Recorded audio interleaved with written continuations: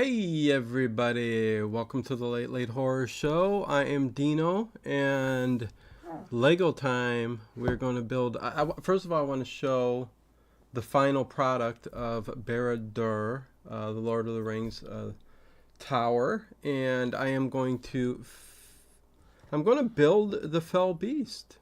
I'll talk about that in a second. I'm also going to show the overall in a video here real quick that I recorded of the whole exterior and interior.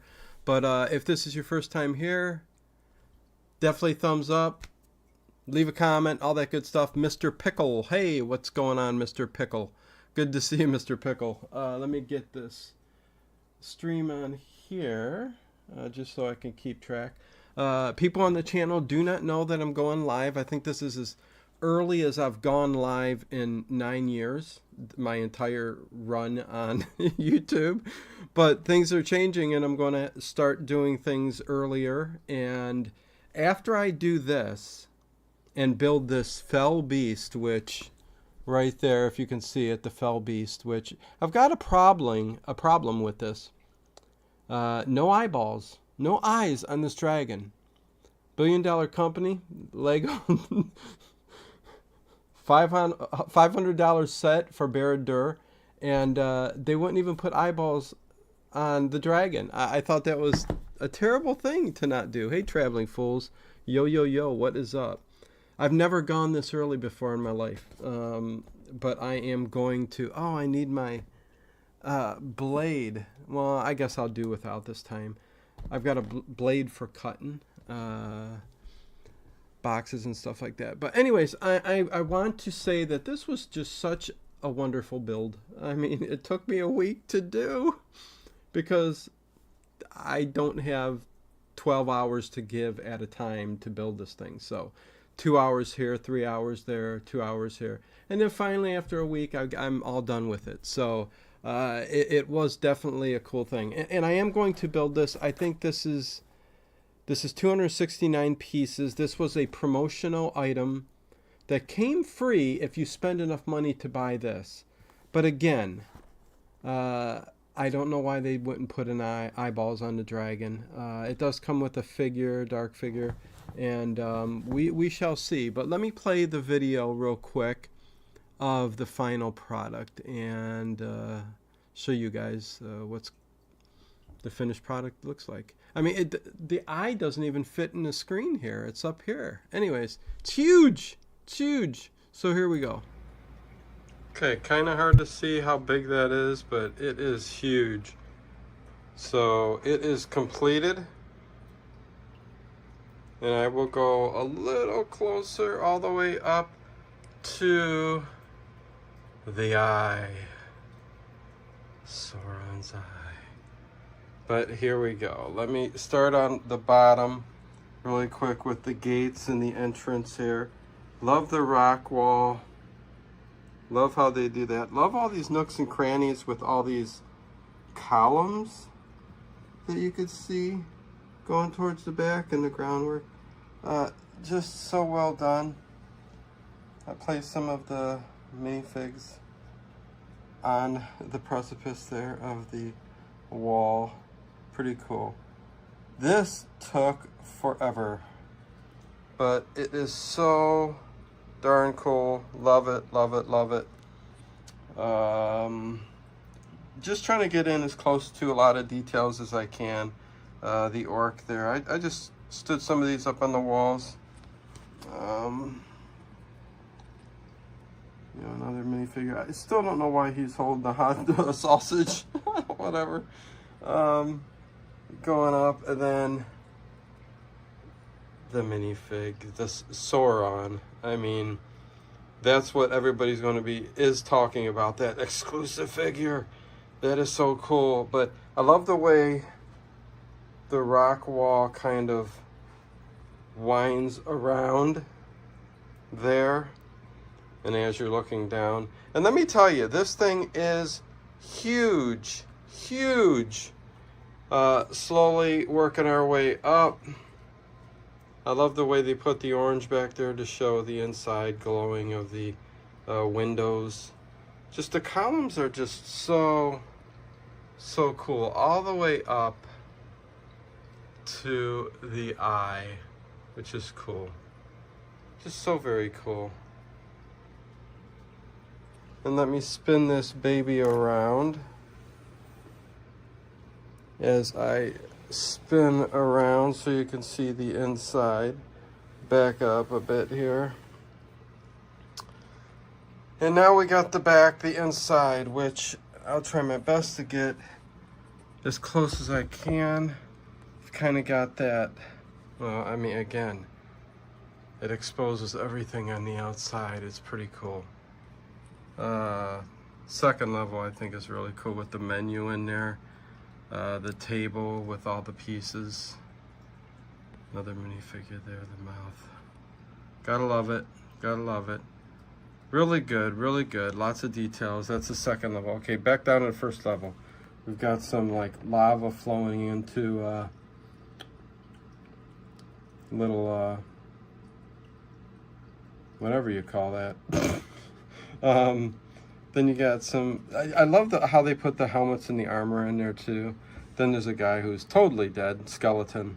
All the flesh is gone. That's the first level back there. Some iron smithing that can go on back there. Pretty cool.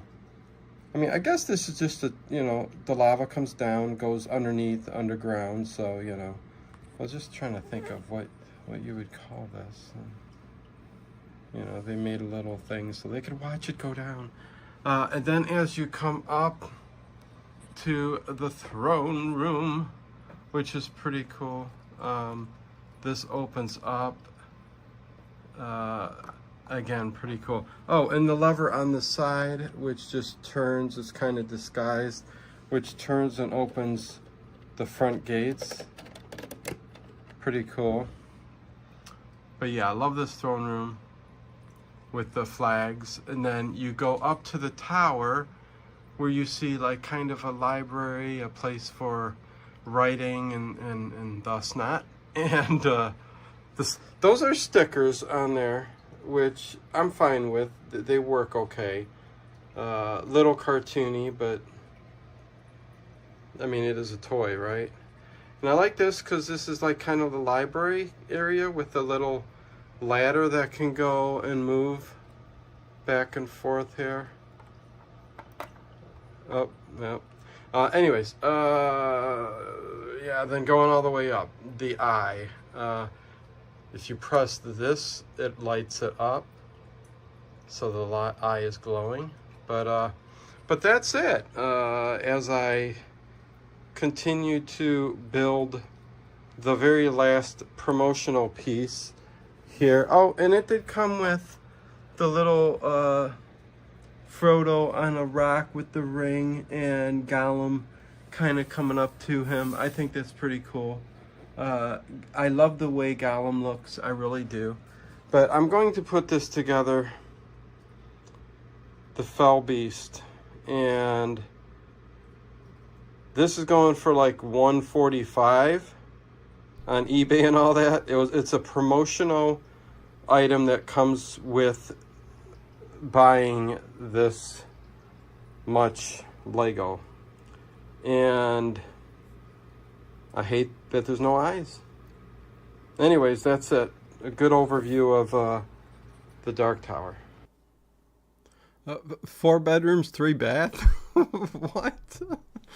I don't know. Listen, I've fallen. So there it is. I mean, that's Bara-dur. I am done, and I want to get it off of this table and put it on the table with the Rivendell set and my other kind of Viking village sets and stuff like that over there. Not the Lego City that's in front of me over there, but over there. So there's going to be a whole separate kind of fantasy woodland kind of area. So I'm going to take this off. After I build this, I am going to continue being live here and finish building, open this up and build it. It's like I said, it's only 269 pieces. Shouldn't take that long. I don't like that there's no eyes, but let's build it and let's see how it looks. I did go get my trusty. I've had this since I was a teenager, like 25 years. It's a Egyptian letter opener, not a real Egyptian letter opener, but we are going to do this. We are going to do this and see what it's like. Again, I know people will probably come back and watch this later. Please give a thumbs up if you do. And hopefully you guys get used to me going live during the day building these sets. I want to get this all off of here so that I can start building the Orient Express. So I think later tonight, around 7-ish, I'm going to lay out the Orient Express, and I'm going to start working on that train. I really want a train in the Lego City, and I can't wait to build that. So here we go. Let's build the Fell Beast. And people would go, why are you even opening this? Because it's a promotional item. It came free if you spend $500. Yes, Legos are expensive for this set. This was a promotional item. This is going for like $150 on eBay right now. And it didn't cost a thing. It came with the Lego set, or a purchase of. The lovely Sherry. What's going on, the lovely Sherry? First time in 9 years I've been this early going live. But yeah, I'm going to be Monday through Friday, usually Monday through Friday, doing Lego streams and building my city and everything else. So hopefully everybody enjoys that. There will be some streams that will be just casual and all of that stuff. Well, this will end up that way too. This shouldn't take that long to build, but yes, this is $150 on eBay right now, and I'm going to open it up because I want it as part of the set. So my trusty opener here we go. Well, it's usually a trusty opener. Lego put some really good. Well, come on, open up. This is like an unboxing here. What the heck? Come on, open up. There we go. I had the wrong side. This side's sharper. Okay, there we go. Okay. Egyptian letter opener over here. Good to see you, Sherry. Okay, so let me dump all this out and see what we got. Of course, I'm not using the booklet. And there's the wings. How is this going to look? I guess we shall find out. The wings are just like kind of a little thin plastic. They're not stickers. They're just, I guess it's going to connect itself. I don't know. That looks weird. I've never seen that before. But booklet, I don't use booklets. I go to the PDF. So there you go. Don't cut yourself, Dino. Broken Prophet. I'll try not to.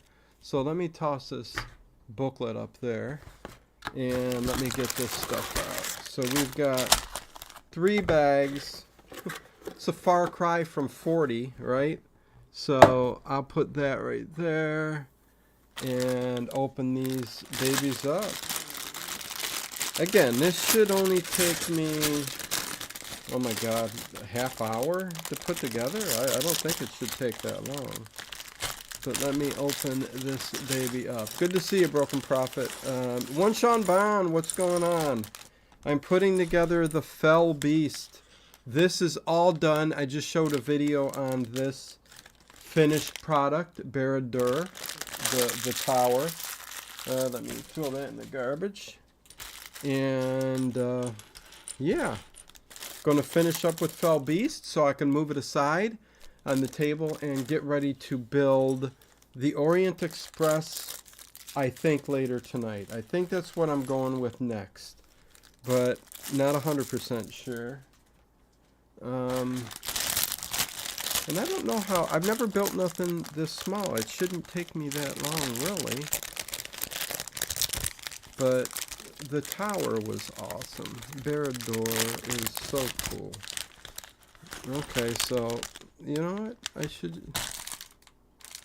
Okay, this is bag 3. I should just keep this separated. This is bag 2. I guess I'll wait on bag 2. What am I doing? Open up one bag at a time, because I'm going to go to the I am going to go to the PDF to build this sucker. And it looks like... Okay, what is this? What do we got here? I think this is a cape. These usually... I think that's the cape. Okay, so let me put that in the garbage over there. Let me open this up. Yep, that's the cape. It's the cape for the rider. Okay, very cool. Let me open this up. After 40 big bags, I'm just like, this doesn't look like nothing, but... Okay, here we go. Cool, looks great, Dino, working around the house. Sounds good, Sean. Thanks for stopping by. Listen, it's going to take me a while to work on getting a whole new audience and people from later at night stopping by to see my earlier streams. So let me go to the... but much love to each and every one of you guys that are here to watch me and just chill and relax while I build this. So yes, I am going to start with the black minifigure here.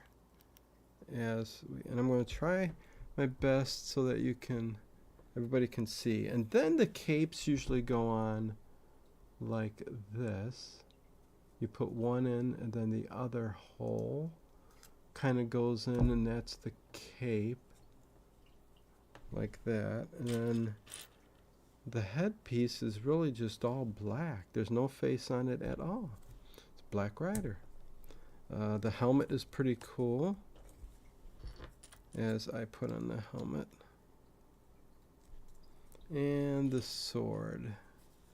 Give him a sword in his right.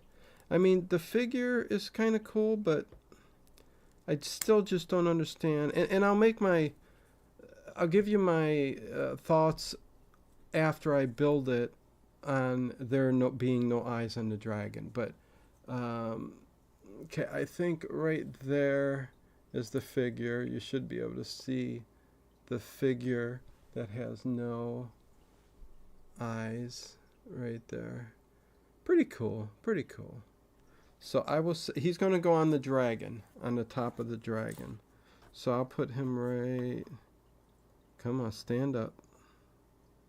Put him right there. And move on to the next step. Here we go. We will begin building the dragon, piece by piece. And if I go quiet, don't mind. You know what? I think I'll play a Space Patrol episode while I'm doing this. How about that? While I'm putting this together, I think I can put it together through the entire episode of Space Patrol. That's what I'm going to do. Let's see. While I build this, I am going to play the Space Shark. The Space Shark. So, here we go.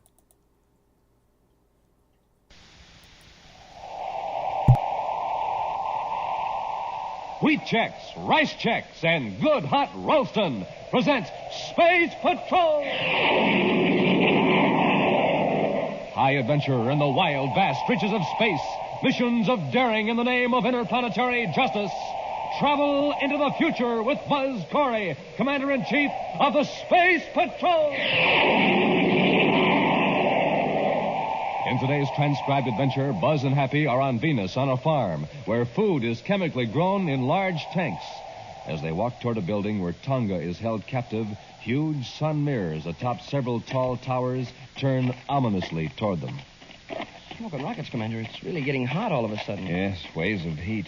Even for Venus, this is unusual. Gee, my eyes. What a glare. Don't look at those reflectors. They'll blind you. Let's run for the building and get out of the sun. Happy, look out. They're focusing those sun mirrors on us. A whole battery of them are pointed right toward us. Maybe we can dodge them. Run back this way. Commander, they've got us surrounded by the heat beams, and they're closing in. If they hit us with all of them at once, we're finished. We'll be back in just a moment with today's Space Patrol story, The Space Shark. It's Hey, the Harry. cereal of the future, the real space cereal.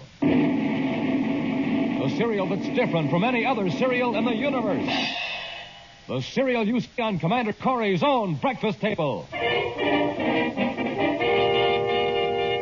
Delicious Rice Chex, the cereal with a flavor like no other flavor in all the universe. Delicious Rice Chex, swell-tasting shredded rice, spun in that modern bite-sized design for easy eating. A real space cereal. You see, there's space inside those biscuits so they can fill up with milk or cream. Try it today, gang. The only bite-sized rice cereal in the universe. Rice Chex, the one and only official checkerboard rice cereal. Rice Chex, one of the super cereals that helped us supercharge you.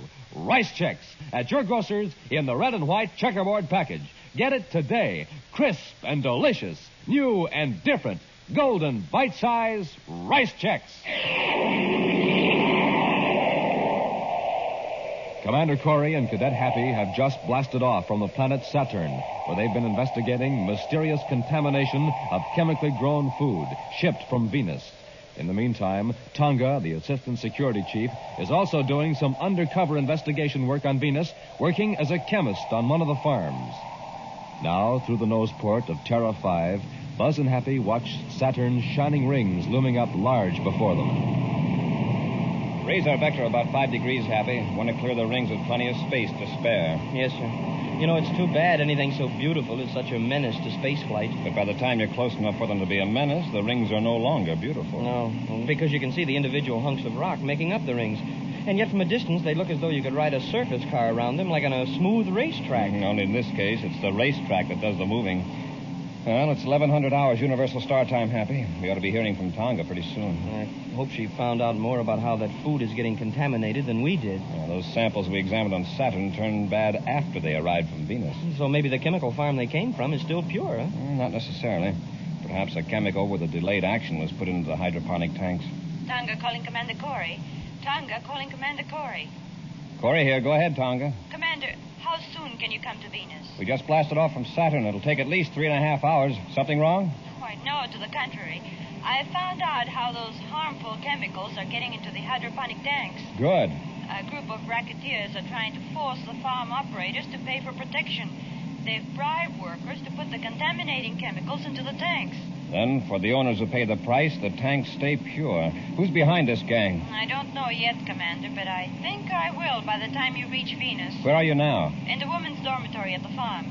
I'm just about ready to report for work at the lab. If you leave your miniature spaceophone in your room, be sure you hide it carefully. I keep it with me, Commander. It's safer. You want us to come directly to the farm when we reach Venus? I'll let you know later, Commander. By the way, I'm working here as Miss Burns. All right, Tonga. Be careful. Corey out. Gee, Commander, Tonga seems to have found out more in a week than all the other agents have in a month. She's a good security department operator, Happy. No, we'll clear the rings. Change vector for Venus. Yes.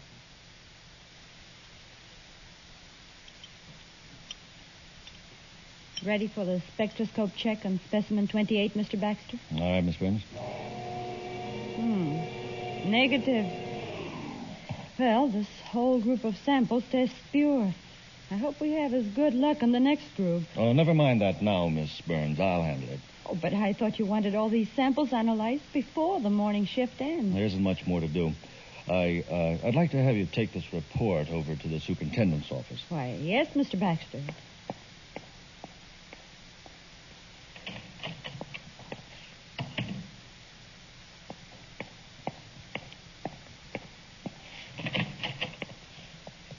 Come in, Eggle. Where is she? I sent her on an errand. That Space Patrol spy. I wonder how much she knows. Not very much. I've kept close watch on her ever since we found that she's a Space Patrol agent. But that was 3 days ago. She's been here a week. I'd like to know where she kept that spaceophone. I had her room searched at the women's dormitory. She's got it hidden, all right. Perhaps it's under the floor. Baxter, you should have put that concealed microphone in her room in the first day she was here. Look, I can't handle everything. Oh, we got to get rid of her without exciting suspicion. How can we do that? The Space Patrol would investigate. Supposing there was an accident. Supposing she mixed the wrong chemicals and there was an explosion. Oh, she's too careful, too smart. I've got it. This will do fine. What is that? A harmless chemical used by Miss Burns almost constantly. But this bottle... Someone might easily confuse the names of the two chemicals. They're very much alike. What does this chemical do? A few drops mixed with any acid solution will produce a deadly gas. A gas that soon dissipates. After a few seconds, when it's mixed with air, it's harmless. But if someone were leaning over a container of it when it first formed... Baxter, I can't pronounce the name of the substance, but it's the solution to our problem. Fix it up. I better get out of here before she gets back.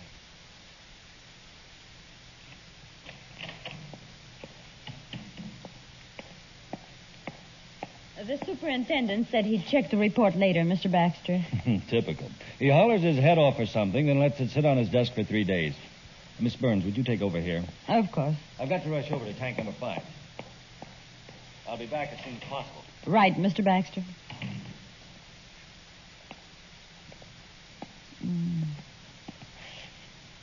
Now, let's see.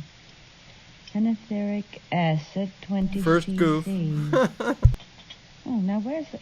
Oh, here it is.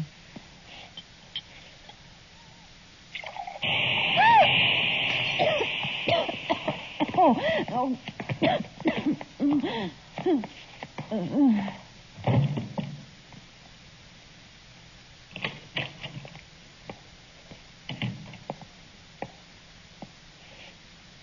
It worked, Eagle. Is the gas dissipated? Do you think I'd be walking around like this if it hadn't? As I told you, it only takes a few seconds for the... Baxter, she's alive. Huh? Look at her. She's moving, tugging at her throat. She must have jerked her head back before it got into her lungs.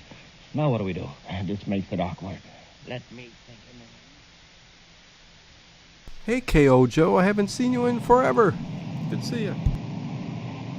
Well, at this acceleration, we'll reach Venus in half an hour, sir. Want me to take over? No, thanks, sir. I'd just as soon bring her in, if I may. Well, fine with me. Happy. Listen, I heard something on the miniature spacer phone. So did I. I got her, Baxter. Making the head Load now. Miss Burns into a surface car and take her to my hyperdramic farm. So somebody sees us. Tell them there was a slight accident. We can say I'm a doctor. Take her to a hospital. Commander, they've done something to Tonga. Quiet, Happy.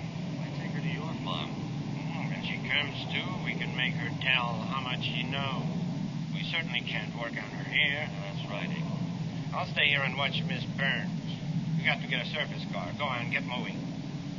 Tonga managed to click on her spacer phone, so she's probably not too badly hurt. I wish they'd keep talking so we could find out who they are and where they're going to take her. Baxter and Eagle. Eagle has a chemical food farm. Happy, you keep listening to your miniature set. I'll contact Venus Space Control and have them check on the location of a hydroponic farm owned by a man named Eagle.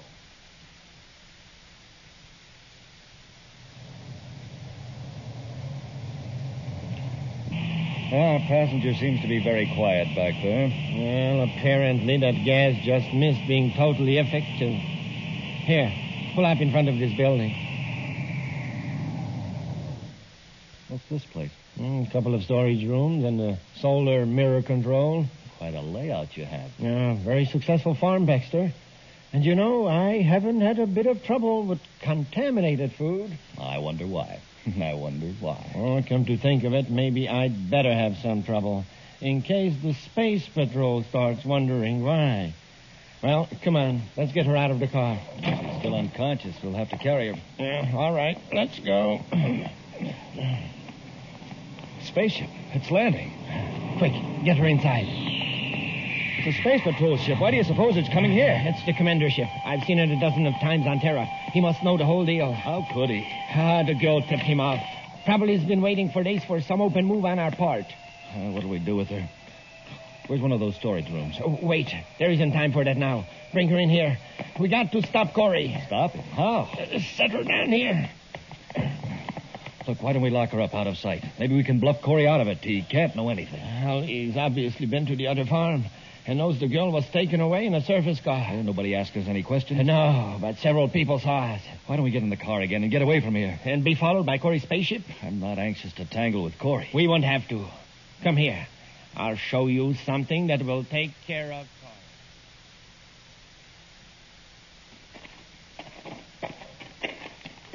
Commander, I'm not sure, but I thought I saw two men carrying Tonga into that building down there when we were landing the ship. That means she's still unconscious. Yes, we've got to be careful, Happy. It's lucky she managed to turn on her miniature spacer phone. And even when Eagle and Baxter weren't talking, you picked Thanks, up the sound Connie. of the surface car Thanks, motor Barry. and led us right here. This farm is more than just a front. Looks like a well-run operation. Well, then why does Milton Eagle get mixed up in a gang of racketeers? Very likely he's one of the higher-ups, if not the kingpin. This protection racket is his way of controlling competition. What are those big shiny pieces of metal on top of the towers? Those are solar mirrors, Happy. They can be focused on the food tanks to raise the temperature. Some of them seem to be moving now. They have to keep pace with the sun. Also, if the mirrors were kept focused on one tank too long, it would scorch the plants, probably boil the water. Oh, I see. I'm not so sure our rival hasn't aroused interest, Happy, so be on your guard.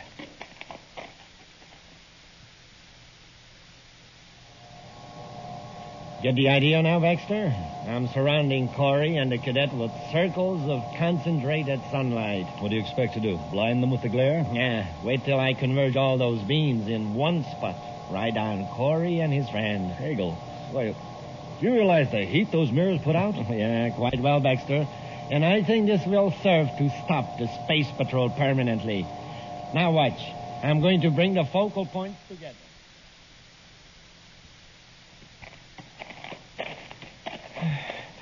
Gee, Commander, sure is getting hot all of a sudden. Yes, waves of heat. Even for Venus, this is unusual. Smoking rockets, my eyes. What a glare. Don't look at those reflectors. They'll blind you. Hey, let's run for the building and get out of the sun. Happy, they're focusing those sun mirrors on us. The whole battery of them. Maybe we can dodge them. Run back this way. Hey, Commander, we're surrounded by heat beams, and they're closing in. If they hit us with all those at once, we're finished. We'll be back with Space Patrol in just a moment. Right now, here's the story of a cosmic surface car in trouble. Listen. The trouble? Nothing to go on but ordinary fuel. You hear that? The driver's filling up the tank with super fuel. Now, something's going to happen now.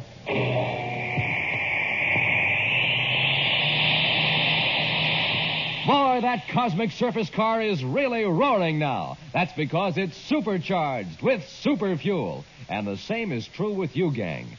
What happens when you don't have a good breakfast? You're just a putt-putt. But when you fill up your tank with super fuel, man, you're supercharged. Now, here's how Buzz Corey does it.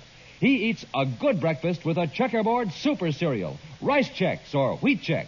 Wait till you taste them, gang.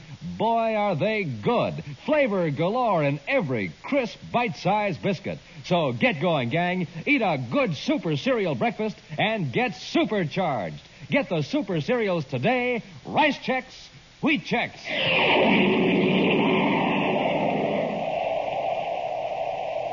Buzz and Happy are on the grounds of a chemically grown food plant on Venus in an attempt to rescue Tonga, abducted by two men who've been putting poisonous chemicals in the food tanks of competing operators. The two conspirators, Milton Eagle and Richard Baxter, have seen Buzz and Happy approach the building where they're holding Tonga. Eagle has focused several sun mirrors toward the two space patrolmen, surrounding them with heat beams. Inch by inch, the circles close in around Buzz and Happy as Eagle tightens the wall of searing heat. Look at them, Baxter. Ha! They can't move in any direction. Grass all around them is burning. Yeah, and a few seconds ago it was fresh and green. It must be stifling inside those beams. Look at them. Even from here, you can tell they're gasping for air. Well, we might as well finish them off. Oh, no, you don't. Grab her, Baxter. Let go of me. Get your hands off of that panel. Pull her away, Baxter. I'm trying to. Let go of me. Why don't you come away? Let go of me. I've got her, Eagle. Now I'll finish off Corey and... she cut off the beam. Get them on quickly. There isn't time. Corey and the cadet are headed toward us. Drag the girl out to the surface car. Quick. Quit struggling, do you hear? Take your hands off me. We haven't got time to pamper you, Miss Burns. There. Now you can carry her. And hurry up into the car. They're getting into the surface car. They've got Tonga. Hurry, Hap. Stop! Hey, come back here! It's no use, Hap. Doggone it. A few more steps and we'd have made it. Back to the ship. We'll blast off and trace them. They won't be able to get far.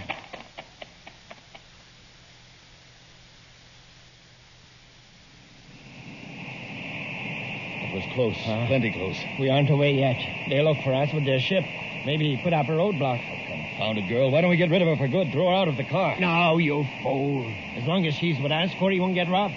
Where are you taking me? That's a good question. Where are we taking her? We're going to blast off for Neptune. blasting off for Neptune. In this surface car? You must really have knocked her silly, Eagle. I got a spaceship in a private spaceport a couple of miles from here. With a little luck, we can blast off before Corey spots us. With a little luck, I think we I've can blast got him, off sir, before on the Corey miniature spots set. us. Can't you get Yeah, any that's more them, all speed right. out of this surface car? You just leave the driving to me. Watch the go. Where on Neptune are you taking me? To a place where the space patrol will never find you. I suppose you've got a hideout in the mountains somewhere. No, not quite. There's a small settlement along the Crawlog River, just about 60 views east of Neptune City, where we won't be found. A big city be better. People wouldn't ask so many questions. I know what I'm doing. Well, we know where they're going to take her. Hope we can rescue Tonga before they get her aboard the spaceship. Hey, Commander, there's a surface car down there on the highway. Do you suppose that's the one? Very likely. Let's cut down her speed.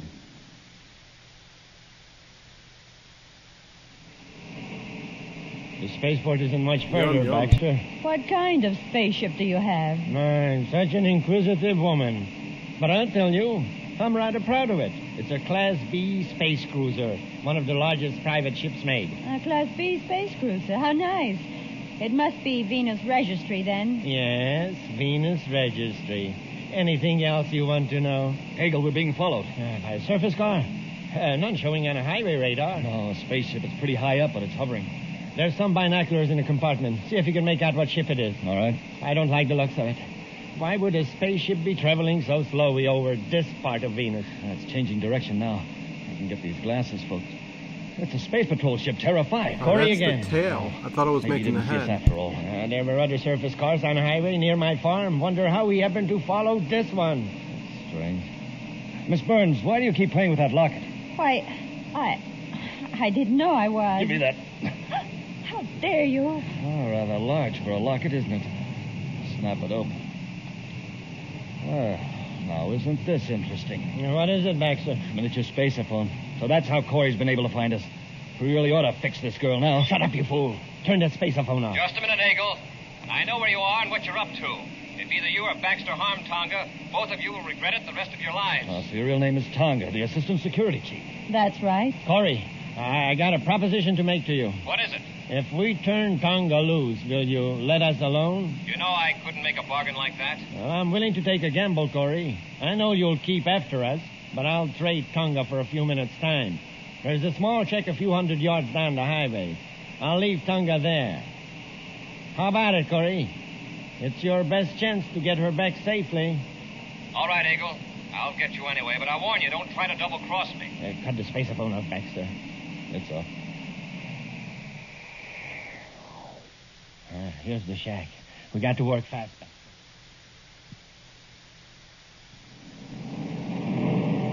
Corey's landing right where I figured he would. Stay behind the trees until he's out of the ship. Why don't we get in the car and get to your ship? Why waste time? While Corey is in the shack rescuing Tonga, we'll put his weapons out of commission. Why not wreck the controls so he can't blast off? Yeah, and have him alert other space patrol units? Our best bet is to have Corey after us himself. Tell me your ship is faster than Terra 5. No, but his ship isn't faster than the Shark. The Shark? Yeah, it's a cosmic missile with a special view scope device. I have one aboard my ship. And once it's launched at Corey's ship, he can dodge it or outrun it. Yes, and with his own cosmic weapons out of commission, he can't fire at the Shark. That's right. He can run all over the solar system. But sooner or later, the Shark will get him. Come on, get ready. Corey and the cadet are getting out of the ship.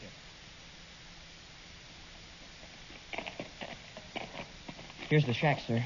I sure hope they kept their word and left Tonga here. Eagle and Baxter are putting a lot of faith in a few minutes head start, but it won't do them much good. Try the door, Hap. Thanks. Commander, Happy. Are you all right, Tonga? Yes, Commander. They've got her tied, hand and foot. Have to give them more time. They probably would have locked the Tonga. door if they could. Here, I'll cut those ropes, Tonga. Thank you, Space Commander. space I tried to find out exactly where Eagle's spaceship was. All I know is that it's not too far from here. Happy and I looked for it from the air, but it must have been hidden. Hey, listen. The ship blasting off. Probably Eagles. Let's see. By the time we walk through the woods back to our ship, well, they'll have about 5 minutes start on us. 5 minutes? Well, that isn't going to do them much good. Have to make 2 of those. They picked us up, Eagle. Good.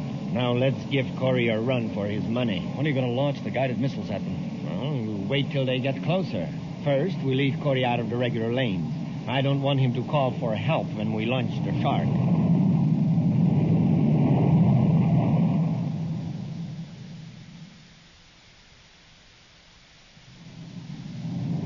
We aren't gaining very fast, sir. They must realize they can't escape. Turn on the space phone, Happy. I'll order them to surrender. Commander Corey aboard Terra 5 to Milton Eagle aboard Private Cruiser 398. Come in. Eagle to Commander Corey. Is something wrong, Commander? Eagle, the smartest thing you can do is surrender. Head for Saturn. It's the closest planet. Sorry. We have other plans. I order you to surrender. We're armed, you know. Oh, of course. Happy, stand by to fire a warning rocket. Yes, sir. Eagle, I don't want to use force unless it's necessary, but I'm prepared to do it.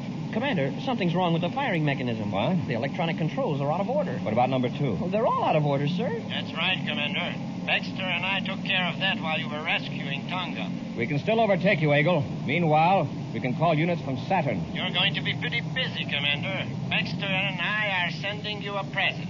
Catch. Eagle, if you fire on a space patrol ship, you'll be blasted out of space. Commander, look at the viewscope. Something's leaving their ship. It's not a regular missile, sir. It's too slow. It may seem slow now, Cadet, but wait.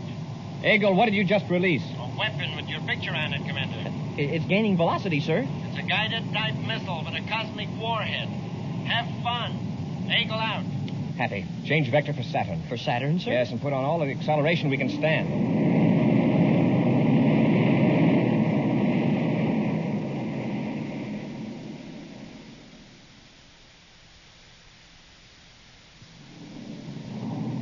Getting closer, Commander. Head for Saturn's rings, Happy. For the rings? Yes, get on a tangent with the outer ring. All right, sir, but...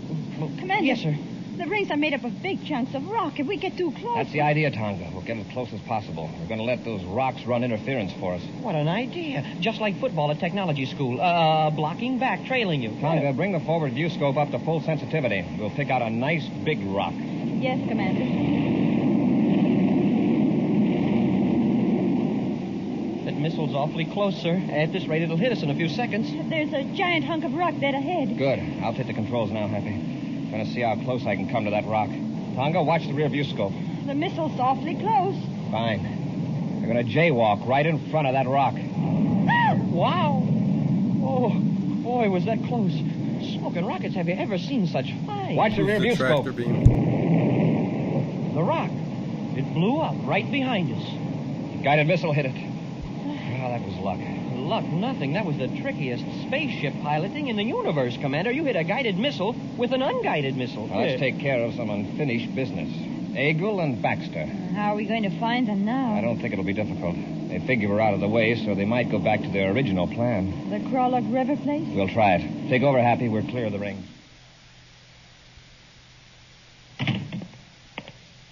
Well, I lined up another ship for us, Baxter. Good. When do we leave Krolok? In a few hours.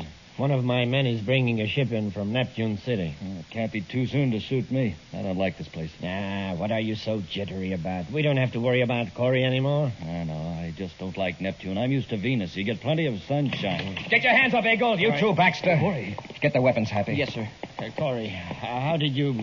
The guided missile, you couldn't have escaped the shark. The shark, if that's what you call it, stubbed its nose on a rock just off Saturn. As a pet, it wasn't too trustworthy. You were so sure you'd finish Corey, I told you not to come here. Now, Baxter. No recrimination. We gambled and we lost. Take it easy, Baxter. Like me. No, you don't, Eagle.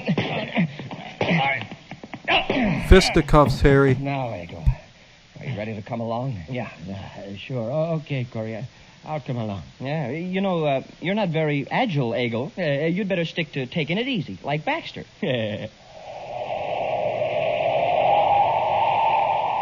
An exciting preview of next week's thrilling Space Patrol story in just a moment. Hey, watch out. Hold everything. Here he comes down the rink so fast his ice skates are melting the ice. Wow, that's a checkerboard kid. He's supercharged. And a good breakfast with a checkerboard super cereal did it. A breakfast with swell-tasting instant roastin'. Here he comes again. Stand back.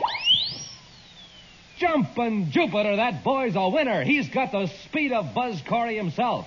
And how about you, gang? How about getting supercharged so you can whiz along just like that? Just do this.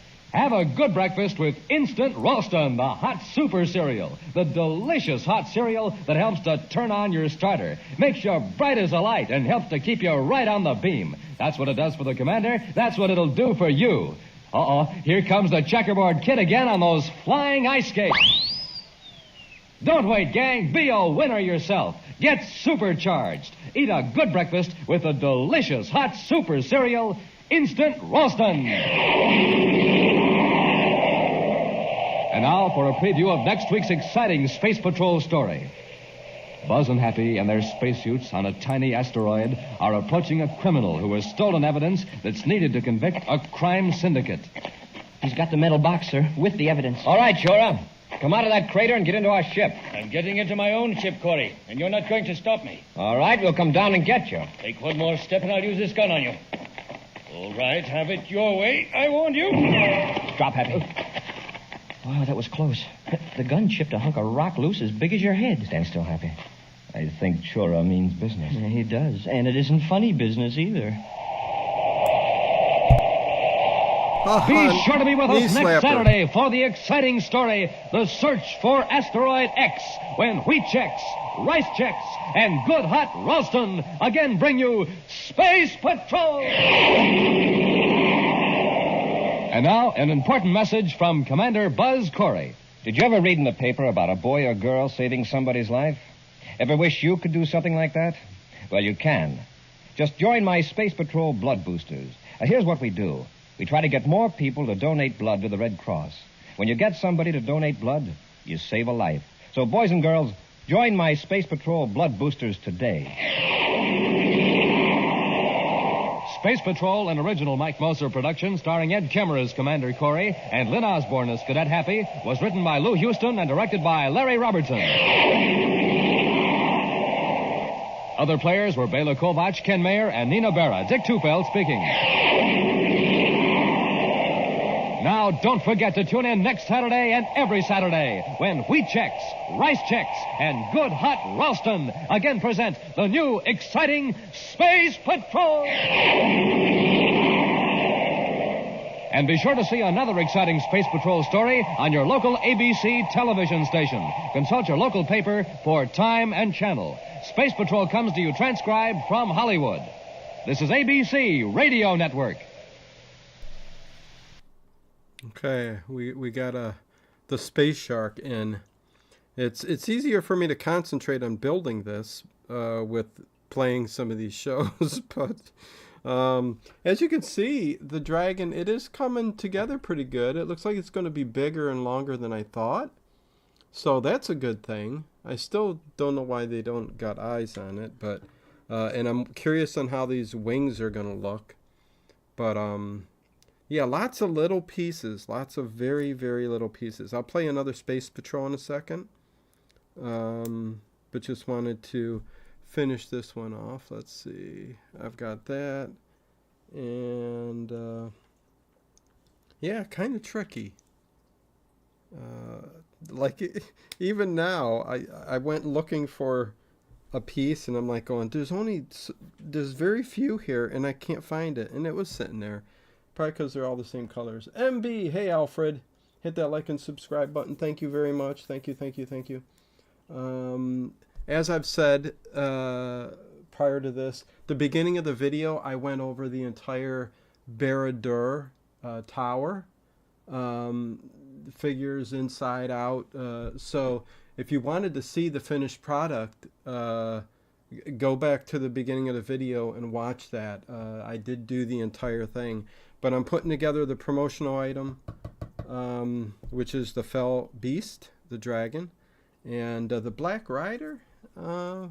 Already, that's the figure that's going to be riding the dragon. So that's pretty cool. But I'd like to see what this is going to look like when I'm done. Because wasn't real thrilled with no eyeballs. Anyways, let me play The Search for Asteroid X. Let me go to the next episode. I haven't heard Space Patrol in a little while, so that's why I'm playing these. Hopefully you guys enjoy the old time radio while I'm putting this together. I am bringing this up to the camera, showing you guys what I do. But I figured you just didn't want just silence here while I'm building this set. But I will show you, and I will talk about it after I'm done. So in depth, you see me put everything together. And thank you all. Make sure you hit that thumbs up button. Appreciate it. I will be putting a nice playlist together on the front channel page of all my Lego stuff and I will be back later on doing the Orient Express. I want to get this all off of here and start fresh on a new project. The Orient Express, the train. I can't wait to do that. So here we go. The search for Asteroid X, 12/13 of 1952. A couple weeks before Christmas time. Here we go.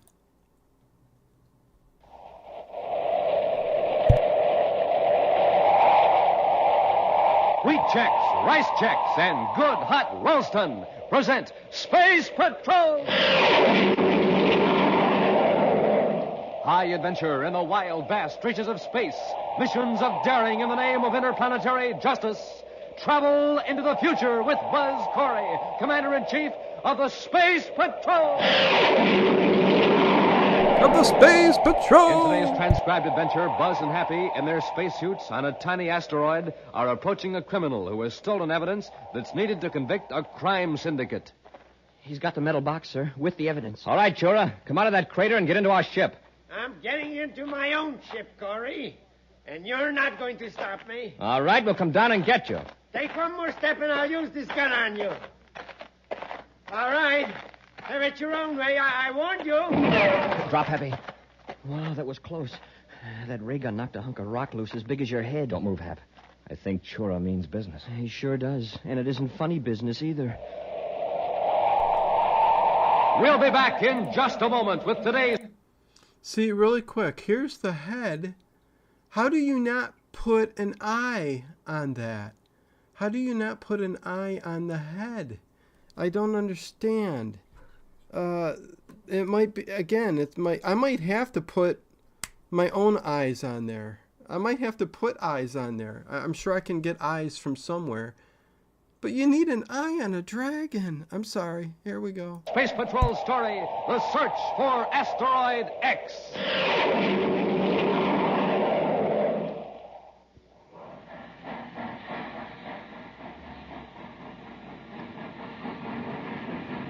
Say, did you hear that, gang? That was the Terra Express train trying to get up speed on ordinary fuel. Not very speedy, was it? But now listen to that same train with super fuel in its tank.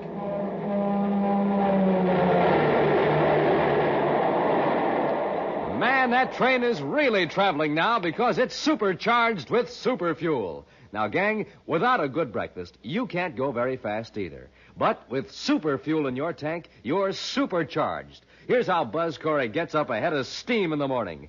He has a good breakfast with rice checks or wheat checks, the super cereals that help us supercharge you. For taste, they're terrific. For size, they're perfect because they both have that modern bite-sized design. So, gang, get off to a quick start of the morning the way Buzz Corey does. Get supercharged. Just eat a good breakfast with the Checkerboard I Super think I may Cereals put my and get own us eyes today on it. in I'll the see red and when I'm white done. Checkerboard packages. Rice checks, wheat checks.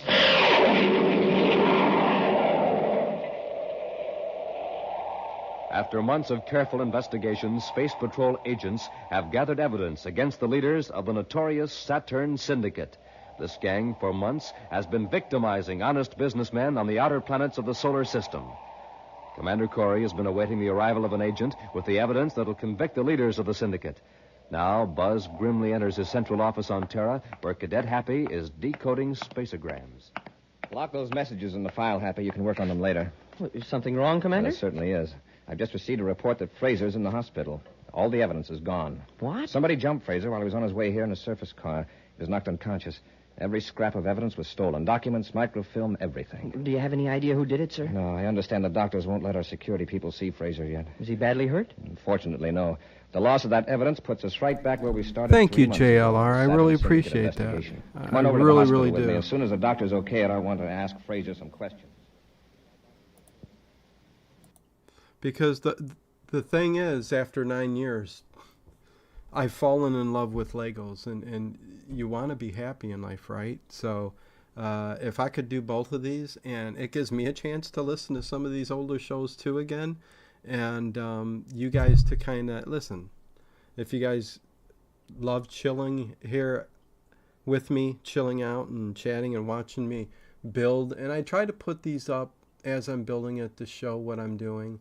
So hopefully you do enjoy it. And thank you, JLR. I really appreciate that.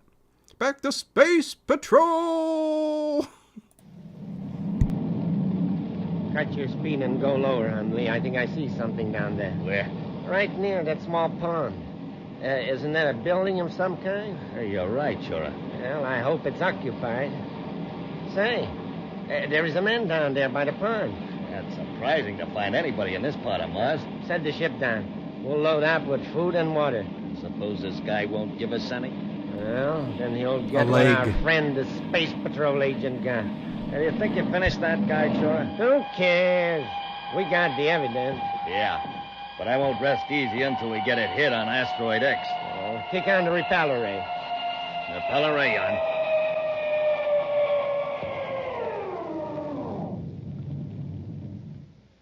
Well, we're done.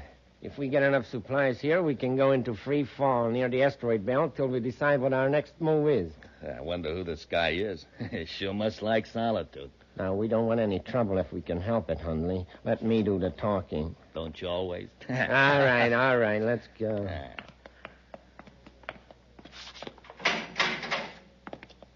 Now the outer hatch. Hi there. He looks good-natured and not very bright. Just what we ordered. Hello, friend. Having trouble with your ship? No, but we're out of supplies, food and water. When we left Lowell City, we thought we had enough to get to Neptune, but looks as though I miscalculated. Well, I got plenty here, gentlemen. Come on in, take what you want. We'll pay you for it. Oh, no, I got plenty. Come on in the house and help yourselves. Why, that's mighty generous of you, Mr. Noonan. Marty Noonan. By the way, don't believe I got your names. Well, I'm Steve Chura, and this is my friend Wally Hundley. Now about those supplies. Oh, sure. Sorry, you folks are in a hurry. But, now about those supplies. Those supplies. I brought this extra box of rations, gentlemen, just in case of emergency. Here, I'll pass it up to Chura. All right, Hundley. Come aboard. I sure wish you fellas could stay a while. Don't get many visitors. So do we, Mr. Noonan. But we got to get going. Well, I understand. Well, very much obliged, Noonan. Oh, no trouble at all. So long. Take care of yourself. Goodbye. Better stand back and watch our rockets. We're going to blast off. Sure, a couple of swell fellas. Say, what's this? Little box. They must have dropped it. Hey, wait!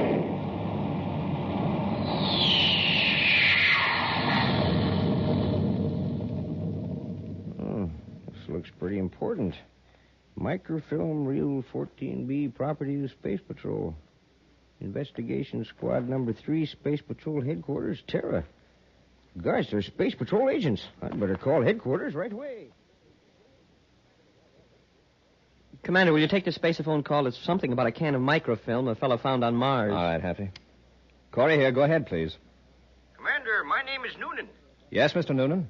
A couple of your agents dropped a can of microfilm on my land. Want to know how to go about returning it. Well, what does it say on the label? Reel 14B, Investigation Squad Number 3. Oh, just a minute. You say Space Patrol agents dropped it? Yes, sir. I think it fell out of one of the men's pockets. Happy. Squad 3 was on the Saturn Syndicate case. Mr. Noonan, what were these agents doing on your land? They ran out of supplies on the way to Neptune. Did you see their credentials? No, I didn't. Just figured they were agents when I found the film.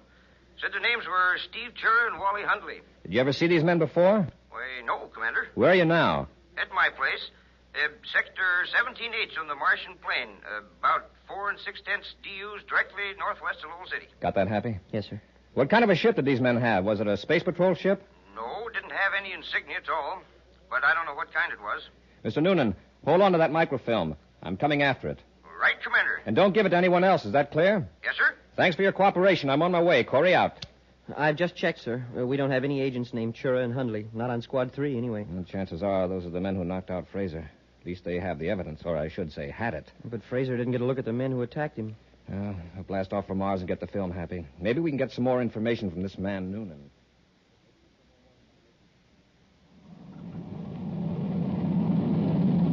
I finished decoding the patrol unit messages, sir. Good. Will you read them, Happy? Yes, sir. Quote, the Commander-in-Chief aboard Terra 5, Jupiter Patrol searched Mars to Neptune orbit, No suspicious craft sighted. Unquote. From Saturn Patrol, same, negative. Neptune Patrol also replies a negative. Any more? Well, Patrol Ship 34A, asteroid belt, picked up an unidentified object in their view scope. They're investigating it. Happy? We're going right into Lowell City. And how about the microfilm at Noonan's place? Now, you can go after it in an atmosphere ship after we land. I'll call Noonan, describe the credentials you'll present to him to relieve him of my original order. All right, sir. See how much you can find out about those men he saw. Get a full description. Very likely their right names aren't Chura and Hundley. It's almost certain they lied when they told Noonan they were going to Neptune. Shall I bring Noonan back to Lowell City? If you think he can give us any useful information. Yes, sir. Well, we'll reach Mars in 20 minutes, sir. I'd better check Lowell City Space Control.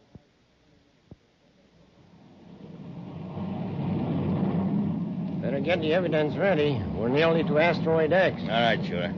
What a terrific place to hide it. Even if somebody knew it was on an asteroid, how would they know which one? Now, remember, Hundley, when we get to the asteroid, be sure to mark the exact universal start time to the 10th of a second. Why? Well, otherwise, the orbit computer can pinpoint its location when we want to find the asteroid again. Yeah, I get it. Have you got the evidence ready to unload? Yeah, all except... Uh-oh. What's the matter? A reel of microfilm. I had it in my pocket. It's gone. Huh? What was it doing in your pocket? That spilled out when we took the stuff from the agent's surface car, so I just stuck it in my pocket. Oh, well, I made a goof. Matter. Gotta fix What it. do you mean it doesn't matter? That reel might be just the one to convict the boss. And us. How did you happen to lose it? I don't know. Oh, wait a minute. Back at Noonan's. What?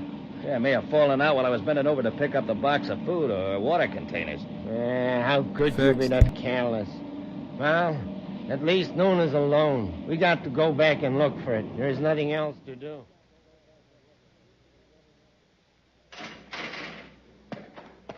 Hi there. Are you Marty Noonan? Yep, that's right. I'm Cadet Happy. Here are my Space Patrol credentials. Mighty glad to know you, Cadet. Commander Corey called me about you. Here's your microfilm. Oh, thanks. There are several questions Commander Corey wanted me to ask you about these men. Chura and Hundley? Well, I'll tell you what I can. Suppose we go in the house and have a bite to eat while we talk. All right, fine. It's a mighty fine-looking little atmosphere ship. How fast will she go? Oh, probably 1,200. On this trip, though, I averaged about 8:32. From Lowell City to here, 9 minutes and 54 seconds. Say. Yeah, about that. Let's see. I took off at... Hey, how did you figure that out so quick? Oh, I don't know. Answers just sort of come to me. Don't have to think about it. It's lucky, too. Because if I had to tell you how I do it, I'd get all confused and come up with the wrong answer. I have to figure everything out on paper or use the electronic computer in the ship. Well, first, Mr. Noonan, can you give me a description of these two men? Well, Chura's about 45, 6 feet tall, weighs about 210 Earth standard. One more bag after this. Well, Mr. Noonan, you've given me a very complete description of these crooks, and their ship was very likely a Class C private cruiser from the way you describe it. Could you come to Lowell City with me, Mr. Noonan? I think Commander Corey would like to question you further. Why, of course. I'd like to get back as soon as possible. Do you mind if I use your spaceophone? Okay, Noonan. You two, Cadet, get your hands out. Chura and Hundley. That's right. Don't make a move for your gun, Cadet, or I'll use this one. Okay. Which one of you has the microfilm? What microfilm? You know what microfilm. Noonan must have found it or you wouldn't be here. Hundley, take the cadet's ray gun and search him for the tape. Sure. The film's in my jacket pocket, and it's going to stay there. You want to play rough, eh, Cadet? You let him alone. You keep out of this, Noonan. Sure, help me. All right, I'm coming. All right, Cadet. I nearly got the gun away from me. Well, after this, don't be so careless. I got it. Here's the microfilm. Now, let's get back to the ship. The cadet's coming, too. And I got an idea. We're going to take him with us. What for? Let's finish him here. Oh, not till we find out how much he knows. Come on, Cadet. Come on your feet. We got a nice long walk. Walk? Hey, Dave. To our ship. What about Noonan? Oh, that stupid oaf. Leave him here. Smash his spaceophone. And the one in the cadet's atmosphere ship as well. Okay. Where are you going to take me? Never mind. But I'll tell you this much. You better enjoy it because this is the last trip you ever gonna take.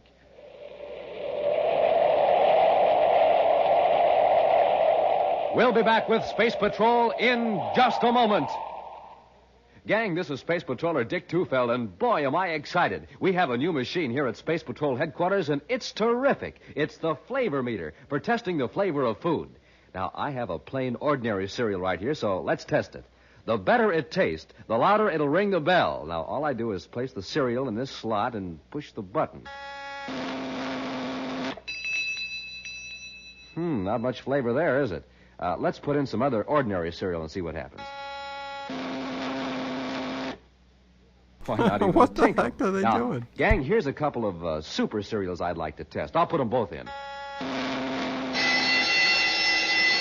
Wow, that did it. Those cereals really ring the bell for flavor. You bet. They were Rice Chex and Wheat Chex. Chex, the cereals with that modern bite-sized design. Chex, the super cereals that help to supercharge you. Test them yourself, gang, in your own cereal bowl. And believe me, they'll really ring the bell for flavor. Rice Chex, Wheat Chex.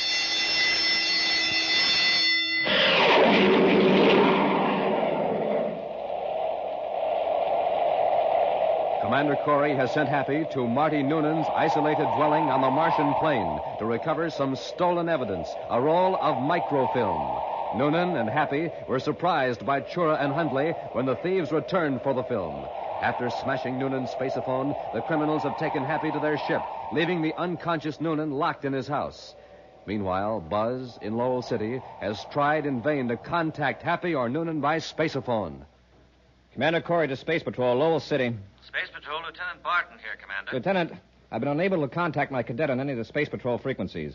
And Noonan doesn't answer either, so I'm blasting off to see what the trouble is. Would you like an atmosphere ship, sir? No, a spaceship in case I need it. I'll go in Terra 5. Keep monitoring those frequencies. If you hear from either Cadet Happy or Marty Noonan, notify me on my private frequency immediately.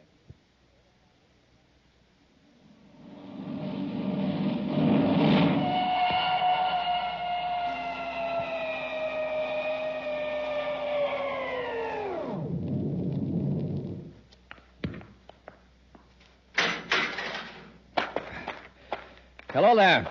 Are you Marty Noonan? Yes? I'm Commander Corey. Where's Cadet Happy? Sure, and Hundley. They took him away, and they got the microfilm. I tried to stop him, Commander, but they knocked me out. They smashed my spaceophone and the one in the cadet ship there, too. Do you know where they took him? No, by the time I came to and broke out of my house, they'd blasted off. They'd locked me in. Did you hear anything that would give us a clue as to where they were going? No. All I remember was that one of them said we ought to be able to get there by 1,500 hours. But I don't know where they meant. How long ago did they blast off? About an hour and a half ago. Say, Commander, I'd like to help you find them. All right, come aboard. Thanks, Commander. Don't we all like gifts? Maybe with the astrogation charts and the computer, I can figure this out an looks like approximate this is radius gonna be of where the Chura's wings ship might be by 1,500 that hours. I'm putting together right If they're now. going to any planet, it'd So have to be final Jupiter. Why do you say part that? of this. the Well, wings. considering the speed of spaceships and the present positions of the planets and the approximate arrival time of 1,500 hours, it just has to be Jupiter. Oh, it does? Yes, it wouldn't need that much time to get to any of the inner planets like Earth and Venus, and they'd need much more time to get to Saturn. You may be right, but as a double check, I'll work it out on the computer. The computer will give us the answer in a few seconds. Here we are. Now, let's see. Well, what do you know? What'd you say, Commander? Mr. Noonan, this is amazing. Either you made a very lucky guess, or you must know the exact distances and positions of all the planets relative to Mars. Oh, I do. Make a hobby of remembering data like that. Jupiter comes nearer to satisfying the equation than any other object in space. How do you do it? I don't know, Commander. If I know a formula and the data, I can get the result. But if I stop to think how I do it, I get all confused. There's only one thing wrong. They couldn't quite reach Jupiter by 1,500. Of course, they may be heading for one of the moons. I'll check the astrogation chart again. Could be Ganymede, Commander, assuming we're right on the time factor. We'll see. Mr. Noonan, you've hit it again. The astrogation chart puts moon number 3, Ganymede, very close to the vector. Ganymede's a good-sized moon. There are a lot of places to hide on it. The most we can hope that's for right one now is side that of the wing. we're headed in the right direction.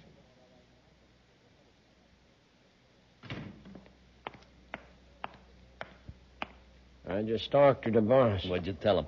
Just that we got the evidence against the gang away from the space patrol, and that we're on Ganymede.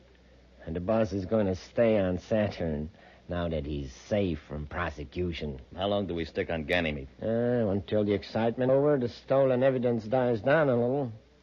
Say, where's the cadet? Sitting over there in the... He's gone. I told you to watch him. The spaceophone. Look in the next room, quickly. And I'm being held on Ganymede, Sector 9J. Hey, get away from the space I'm on Grab him, Ganymede, Hundley. Sector 9J. Hey. I'll teach you, Cadet. Now, watch him after this. That was Happy. He was cut off.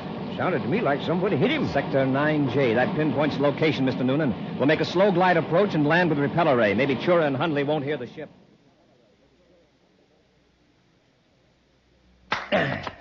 All right, Cadet.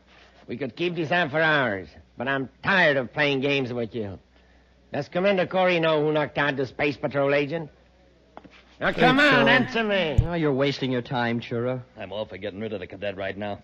After that spacephone call he tried to make a while ago, he's too much of a risk to have around. I'm afraid you're right, Hundley. We'll take him away from the building and use the ray gun on him. Now, let's get at it. Get your hands up, you two. Corey! Commander, you got here just in time. Mr. Noonan put me on the right track, then we heard your spacephone call. Chura, where's the Saturn Syndicate evidence? Hold on, I got a spaceophone call. Never find her. They put it on an asteroid, sir. Somewhere in the asteroid belt, but I couldn't tell you which one. There are thousands of them. I'll untie your hands, Cadet. Oh, thanks. Look out, Noonan. Too late, Corey. Shoot, Commander. I can't. He's holding Noonan as a shield. So long, Corey. Are you all right, Noonan? I'm sorry, Commander. That's okay. After him, quick. He's locked the door. Hundley, have you got a key to this door? Sorry, Commander. Chura has the only one. Search him. I'll see if I can smash the door. I've got my hands loose now, Commander. I'll help you. All right, Happy. Can't find a key on him, Commander. Just this slip of paper. Uh-oh. It's Chura's ship. He's getting away. Well, Not we sure still how have I you, feel about Hundley. the wings. Mr. Noonan, don't throw that paper away. That's the coordinates of the asteroid. All right, Cadet. I'll hang on to it. Once more, Happy. The door's giving. There she is. Escort our friend Hundley to the ship. Come on, let's get after Chura.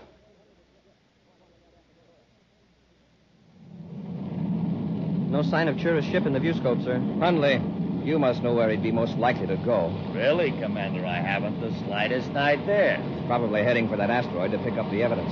Mr. Noonan, let's see that piece of paper. Here it is, Commander. Yes.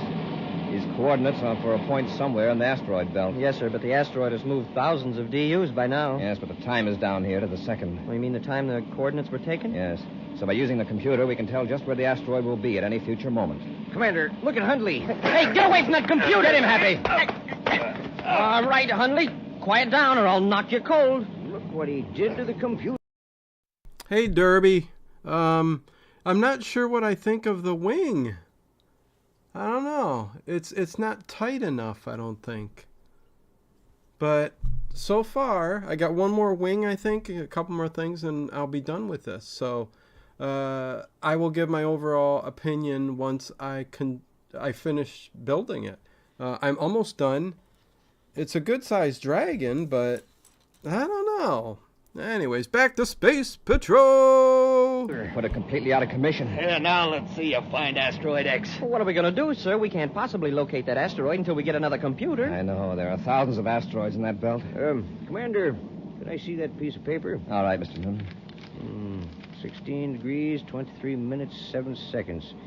Sun Arcturus orientation, 123 million DUs from Sun Center. Commander, I think I can give you the approximate location of that asteroid. You can work out that orbit equation in your head? Yes, I'm Already making have, the sir. fell beast Show from me the an Lord of the application chart, Rings. I'll mark down the Came with coordinates. the Smoking rock. Barad. That's Hold on a second. impossible. Nobody could solve an equation like that so quickly. Not in his head. I've seen Mr. Yeah, just a quick update, and then I'll continue Space Patrol. But yeah, this is the fell dragon that came with the Bara-dur tower from the Lord of the Rings, Derby. This was a promotional item that came with it, and the only problem I got, I think, is the eyes. But I'm putting it together and seeing how it looks as a finished product, and I'll take it from there. I'm almost done building it, so that's what I'm doing. Listen, there's going to be streams like this Monday through Friday during the afternoon and evening. So because I don't know how much you know, Derby, working a lot on the Lego City and all kinds of sets, all kinds of stuff, and occasionally playing some old time radio and talking.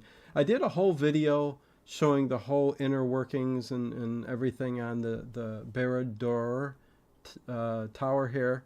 So Sauron, the Eye of Sauron, But, yeah, one more wing to make, and then I will tell you what I think of it, and then I'll ask you guys what you think of it. Space Patrol! Noonan work, Hundley, and I think you're in for a surprise. Here's a chart, Mr. Noonan. Center that asteroid in the viewscope, Happy. Yes, sir. The approximate location you gave us, Mr. Noonan. The question is that asteroid X? There are hundreds of asteroids in this region. Yeah, but look, there's a spaceship circling it. Hey, it's going to land. Mr. Noonan, it looks as though you pinpointed the right one. Sheer luck.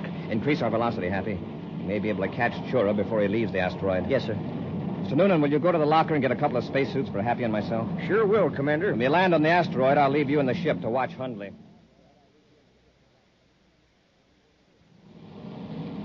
There's Chura, sir, in that small crater. You'll set down between him and his ship. Cut rockets.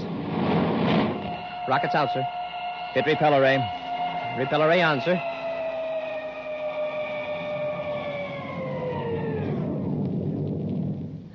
Landing secured, Commander. No All right, worries. Let's get out there and grab Chura. Mr. Yep, Noonan, here's a that's ray the gun. tower. Hold it on our friend Hundley. Very happy to, Commander.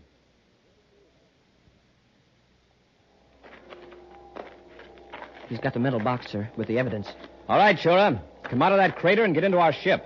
I'm getting into my own ship, Corey, and you're not going to stop me. All right, we'll see about that. Now take one more step and I'll use this gun on you.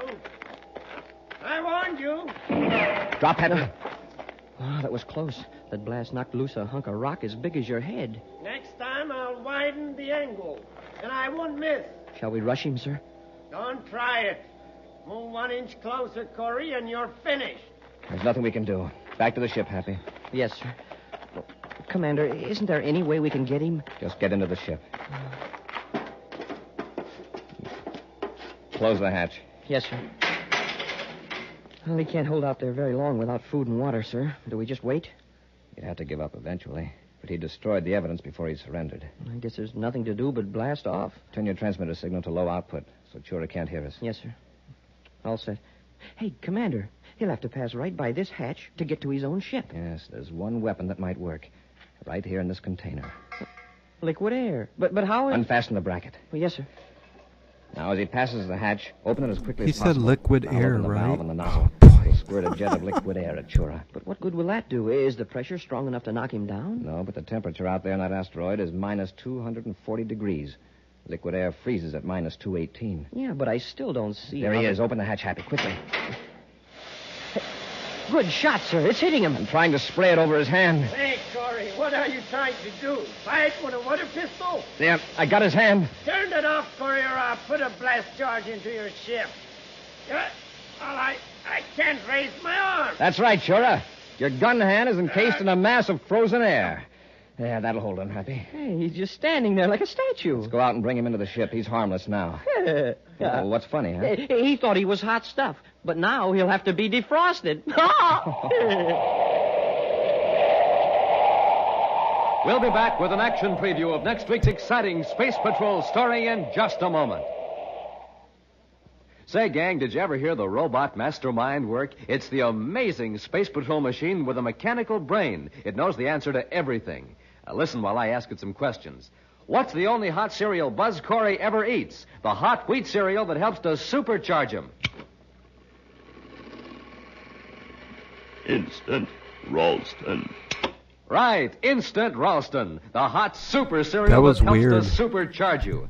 And when you want a hot cereal that's really delicious, what do you ask for? Instant Ralston. Right, Instant Ralston. And when the morning's cold and you want to warm up your motor?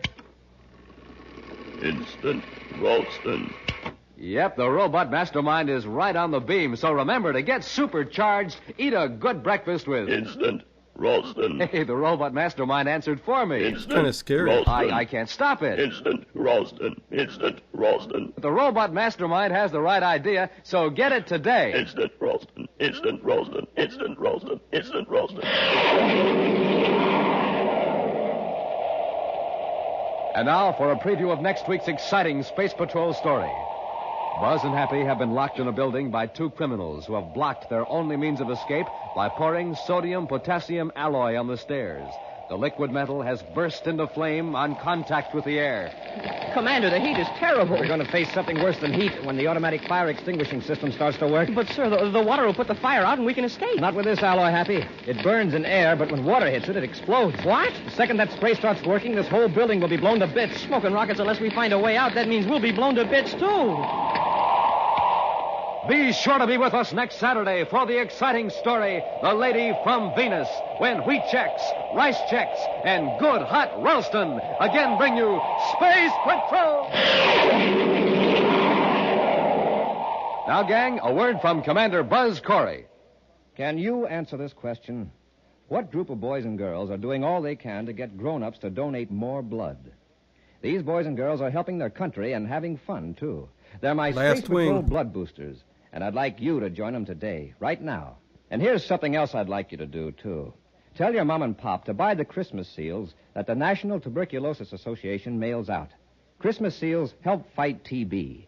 Just think, TB kills one person every 17 and a half minutes. So join the fight. Buy the beautiful Christmas seals of the National Tuberculosis Association. Space Patrol, an original Mike Moser production starring Ed Kemmer as Commander Corey and Lynn Osborne as Cadet Happy, was written by Lou Houston and directed by Larry Robertson. Other players were Bela Kovac, Ken Mayer, and Norman Jolly. Dick Tufeld speaking.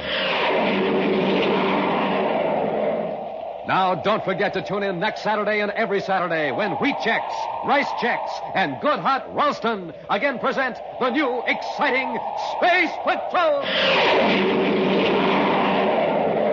And be sure to see another exciting Space Patrol story on your local ABC television station. Consult your local paper for time and channel. Space Patrol comes to you transcribed from Hollywood.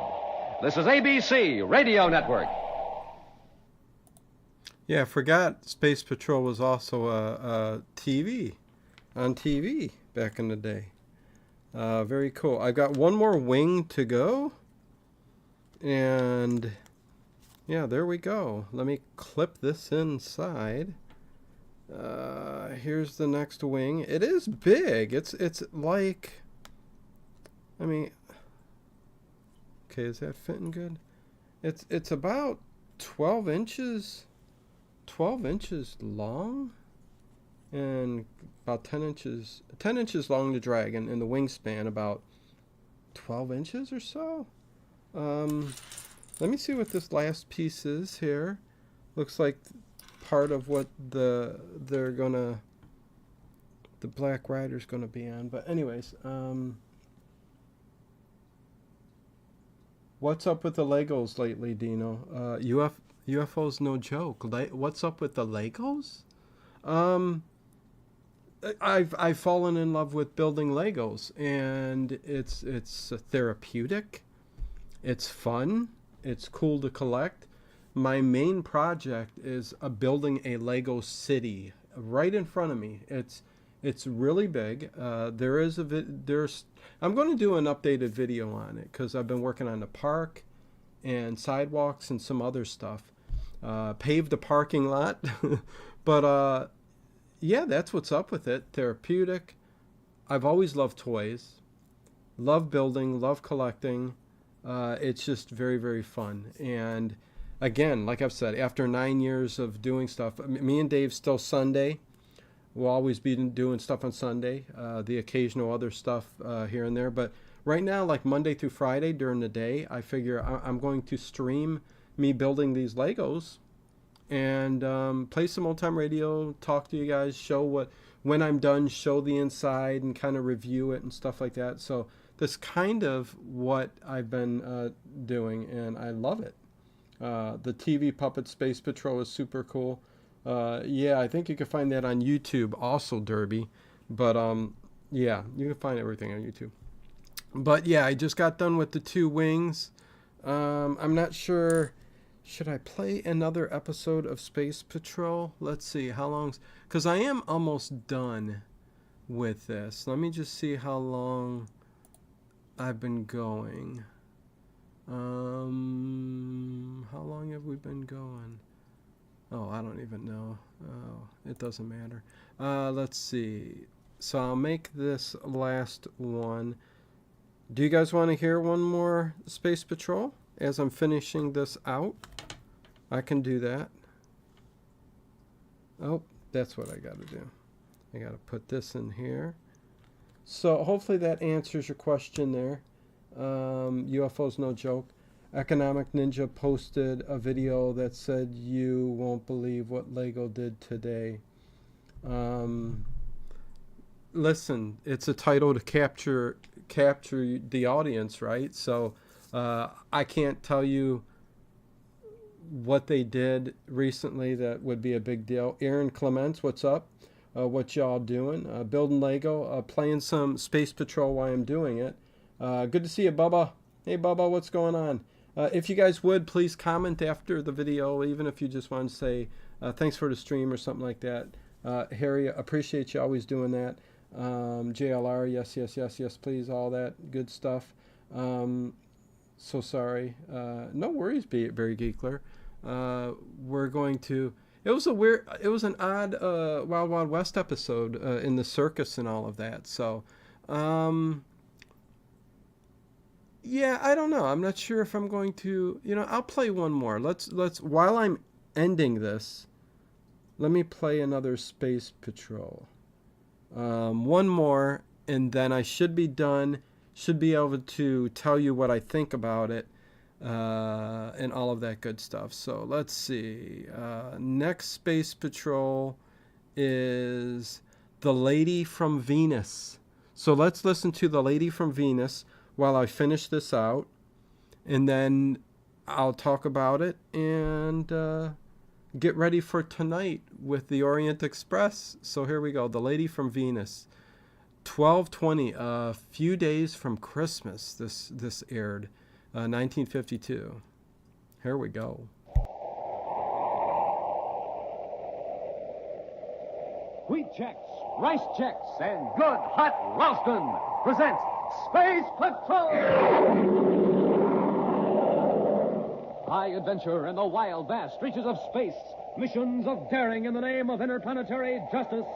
Travel into the future with Buzz Corey, Commander-in-Chief of the Space Patrol! In today's transcribed adventure, Buzz and Happy have been locked in a building by two criminals who have blocked their only means of escape by pouring sodium-potassium alloy on the stairs. The liquid metal has burst into flame on contact with the air. Commander, the heat's terrible. We're going to face something worse than heat when the automatic fire extinguishing system starts to work. But, sir, the water will put the fire out and we can escape. Not with this alloy, Happy. It burns in air, but when water hits it, it explodes. What? The second that spray starts working, this whole building will be blown to bits. We'll be back in just a moment with today's Space Patrol story, The Lady from Venus. Space Patroller Dick Tufel Like to meet a lady from an atomic Venus. power plant on Mars. They're having trouble getting power, but I think I found the trouble. Now, listen to this main power generator. Sounds pretty weak, doesn't it? My guess is this. They've been using ordinary fuel. So let's see what happens when I put in this super fuel. Wow, listen to that power now. Supercharging does it. And, gang, when you roll out of bed in the morning, you're just like this generator. You need fuel because you haven't had any for about 12 hours. But listen, don't settle for ordinary fuel. Get supercharged like Buzz Corey does with a good breakfast. Eat the super cereals in the checkerboard packages. Now, Rice Chex and Wheat Chex are the super cereals with that modern bite-sized design for super easy eating. Rice Chex is bite-sized shredded rice, triple toasted. And Wheat Chex is bite-sized shredded wheat, baked crisper than a cracker. Super power in every bite. Now remember, pulling up to the breakfast table is like pulling into a filling station. So get supercharged every morning. Pick up your cereal bowl and say, "Fill her up, Mom. Wheat Chex. Fill her up, Mom. Rice Chex."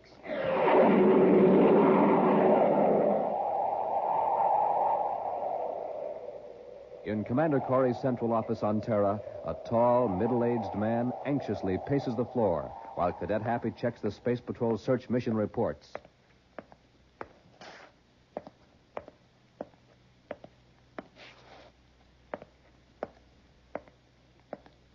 There are some magazines on the table, Mr. Stratton. Beg pardon?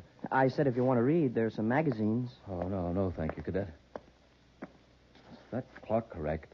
Yes, it is, Mr. Stratton. Are you sure? It's a uranium clock, sir. It gives the correct universal star time within a millionth of a second. Commander Corey did say 10:30, didn't he?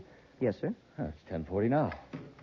Oh, here's the commander now. Sorry to keep you waiting, Mr. Stratton. Oh, that's all right, Commander. The Secretary General and the staff have gone over your application and the reports of the commission. Yes? It's been approved. You can go ahead with that atomic power plant. Oh, splendid. These papers authorize you to obtain fissionable materials for your atomic breeder reactor. Thank you.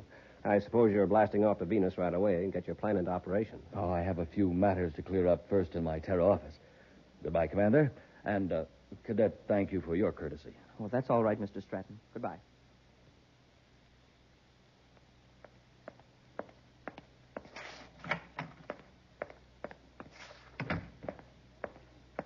Congratulations, Mr. Stratton. Oh, what can You're I do for welcome, you? Barry. Why, Mr. Stratton, you This don't is de-stressing recognize me. for me, too. Why, Miss Bennett, forgive me, but you look so different.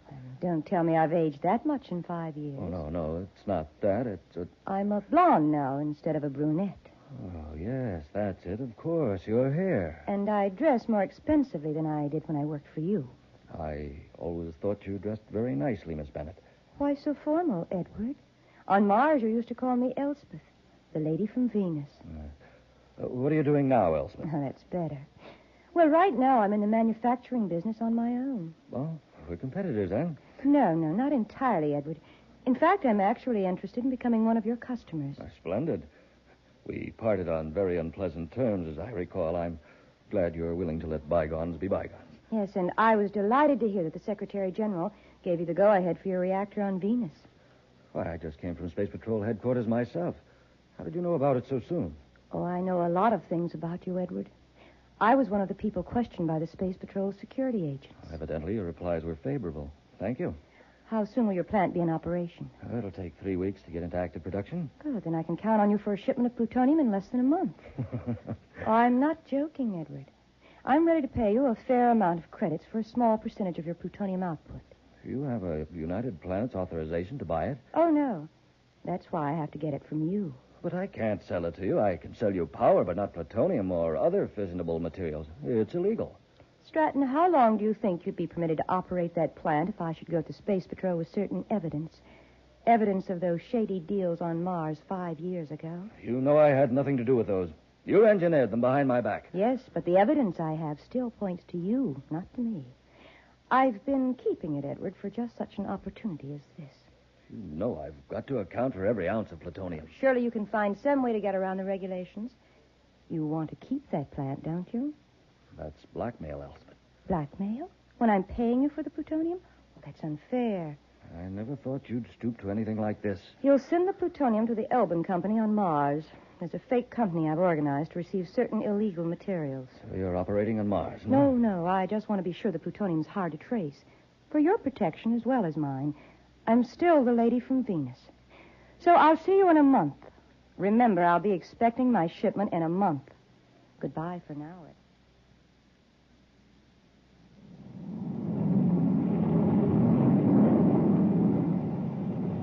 You know what I'm going to do when we get to Lake Azure, Commander? What, Happy? I'm going to go for a swim, and then I'm going to the club and have a steak that thick. And then Wait a minute, Happy. There's one thing I forgot to tell you when we blasted off from Terra. What's that, sir? Officially, this is a pleasure trip. Unofficially, we're on official duty. Huh? I'm all confused. You remember the man Stratton who was in my office about a month ago? The fellow who was authorized to operate an atomic reactor plant on Venus? Oh, yes, sir. I remember Mr. Stratton. He ought to be producing by now. He's in some sort of trouble. We're going to Lake Azure and see if we can clear it up. What kind of trouble? Well, he's afraid to tell me by spaceophone, so I arranged to visit him at his cottage on the north shore of the lake. Oh, then the swim and the steak are out. And until after we talk to Mr. Stratton. Then we'll see about the swim and steaks. Because in the long run, I want to be sure that everybody thinks we're visiting Venus for pleasure.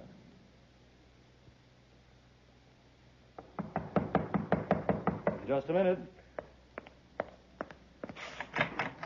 Oh, Elspeth. Yes, Edward. I heard you were resting here at Lake Azure after getting your plant into operation, so I thought I'd pay you a visit. Well, aren't you going to ask us in? Mr. Stratton, this is my assistant, Ivan Alman. How do you do? Hello. Shake hands with him, Edward, or Ivan will think you don't like him. He's very sensitive. Yeah. Shake, huh? Oh, easy, Ivan. Mr. Stratton will probably need his right hand to correct a little mistake he made. Mistake? Yes. One of our representatives inside your plant informed us that you shipped a crate to the Elbin Company on Mars yesterday. That's right. I did. I followed your instructions. Yeah, except you didn't put plutonium in the crate. What a waste of time and money it would be for us to pick up that crate of worthless metal and haul it back to Venus. Oh, worthless metal? Yes. So I brought Ivan with me to persuade you to correct this oversight. You like me to work him over, Miss Bennett? Well, that's up to Mr. Stratton. Yes, I'll correct the oversight. Good. But the next time you make a mistake, Ivan will work you over, as he calls it. And I'll turn my evidence over to the Space Patrol. It won't happen again. See that it doesn't. Come on, Ivan. All right, Miss Bennett.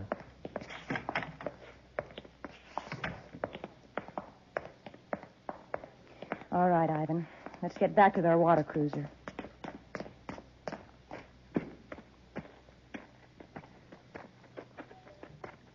Miss Bennett, look.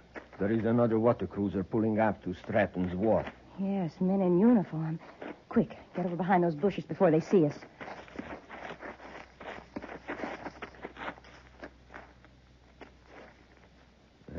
From here, they look like Space Patrol men. It's exactly what they are. It's lucky we beached our cruiser down at the cove. What are they coming here for? We're going to find out. Get in the bushes. We can watch from here. Hadn't we better get to the cruiser and shove off? Wait, Ivan.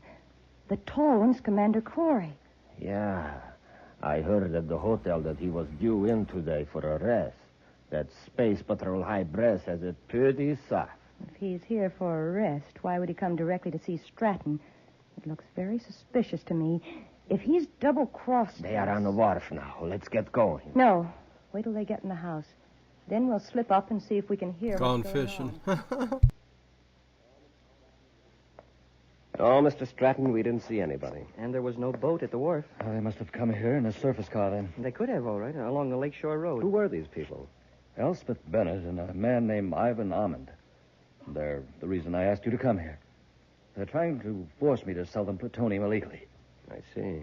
One of their spies in my plant found out about a fake shipment I tried to trick them with, so they came here to threaten me. Threaten you? With violence, you mean? Yes, and... Well, Commander, I'm going to tell you the whole story. It may mean that the government might take my license away, but I'll not be blackmailed into committing a crime. Blackmail? Well, how could they? Your record's clean. Let me give you the facts. This Elspeth Bennett worked for me 5 years ago on Mars. Without my knowledge, she put over several very dishonest deals. Here's exactly what she did. In order to make it look as though I were responsible, she faked a series of orders. Fool, he's blabbing the whole story. Maybe Corey will not believe him, huh? The Space Patrol will investigate us, and we can't afford that. At any rate, we can't get any plutonium from Stratton now. Let's get out of here before Corey comes out. If Corey finds our plant, we're finished. Ivan, we've got to take care of Corey, the cadet, and Stratton. I can't handle all three of them. They are armed. I'll fix it so you can take the Space Patrolman by surprise. You wait in the bushes near the lakeshore. I'll pretend to be in trouble. While they're rescuing me, you can jump out and overpower them.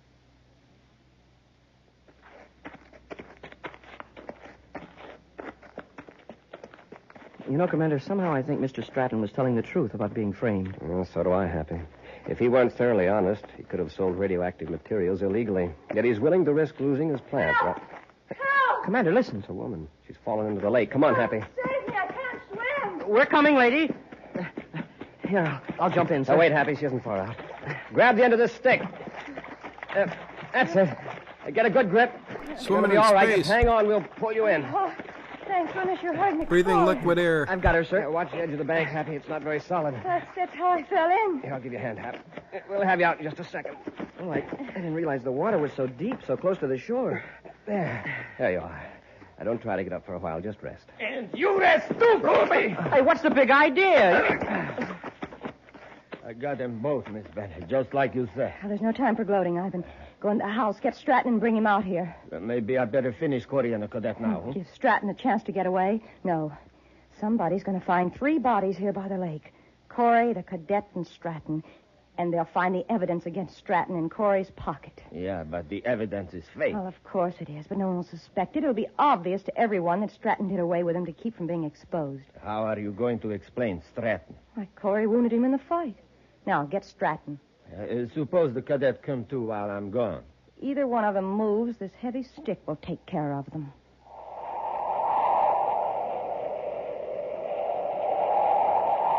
We'll be back with Space Patrol in just a moment. Space Say, Patrol! gang, what do you need for a good morning and a Harry, good LOL. start? A nourishing breakfast with rice checks or wheat checks. That's what. The super cereals that help to supercharge you. Here's a chance to show you exactly what I mean. Some of the fellas here in the neighborhood are having a race. They're running right in this direction, and way out in front is Jim Bridwell, a boy that makes it a rule to eat a good breakfast Thanks, with the Barry. super cereals. Listen, here they come. Miss your dad, too. He was funny when he came in. And let me tell you, Jim is going to win because he's supercharged. I won! There, Jim did win, which just goes to show you that to be a winner, you have to eat a winner's breakfast. So latch on quick, gang, to Rice Chex and Wheat Chex, the super cereals My that help to recycle bin supercharge you. that I put all Hi, my Space Patrol. extra little Hi, Lego Jim. pieces Nice in. job of running you did there. Supercharged, that's me. That's what I was telling the gang, that you eat the super cereals. Sure do. Rice checks and wheat checks. You just can't find another cereal like them. Right you are, because they're the only modern I can bite-sized find another cereal cereal like anywhere. And talk about delicious. Boy. Get them today, Space Patrollers. Rice Chex, Wheat Chex.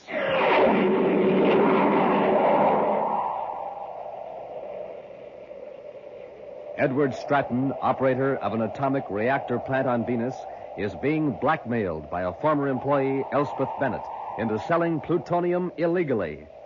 Buzz and Happy went to Lake Azure on Venus to get Stratton's report and were knocked unconscious by Elspeth's assistant, the burly Ivan Almond. Now, while Ivan goes to bring Stratton out of his lakeside cottage, Buzz and Happy regain consciousness to find Elspeth standing over them with a heavy club. Don't get any ideas about rushing me. I've got you covered. Commander, look. She's holding the same stick we used to pull her out of the water. If you think I won't use it, just make a move to get up. Oh, Cadet, what are you looking so pop-eyed about? Look, right over your head. There's a snake hanging from that tree limb. Oh, no, really. Don't try any childish tricks on me. He's right, Miss Bennett. It's a poisonous snake. Oh, who do you think you're fooling? We're not You fooling. better move, Miss Bennett. And you'd better not, Commander. It's ready to strike. And so am I. Look out, Commander. I warned you, Commander. Let go of that stick. I was hoping Let you'd go. swing at me. Now, give me that towel. I don't want to hurt you. There. If you hadn't ducked, I'd have fixed you good. Yeah, and if the commander hadn't yanked you forward, something would have fixed you for good. Look what's on that branch. It is a snake. Oh. I've got her, Hap. 1 minute she's swinging a club at us, and the next she faints dead away. Women are sure temperamental. At least this one is. You know, Commander, if that snake had bitten Miss Bennett, I'm afraid it would have been one sick snake. This is no time for jokes, Happy. We've got to save Stratton. Come on.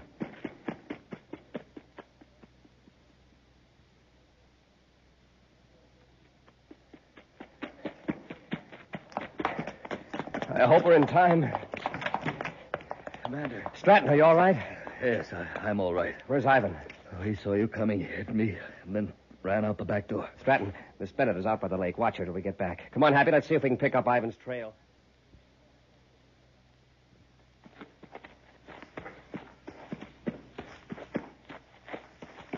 Wait, Ivan. Miss Bennett, I thought they captured you. I saw Corey and the cadet run toward the cottage. No. Corey struck me and thought I was unconscious. Ivan, did you finish Stratton? No, I didn't have a chance. Corey and the cadet arrived too soon. Miss Bennett, we better get in the boat and shove off. Corey may have trailed me through the brush. All right, let's get across the lake to our spaceship. Help me into the boat.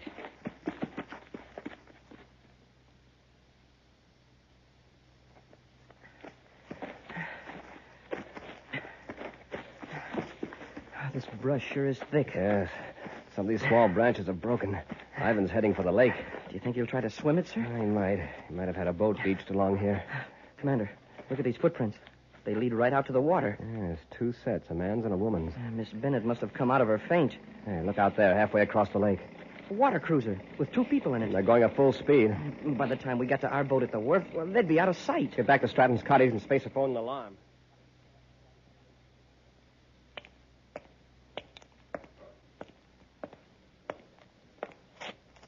I'm sorry that Bennett woman got away.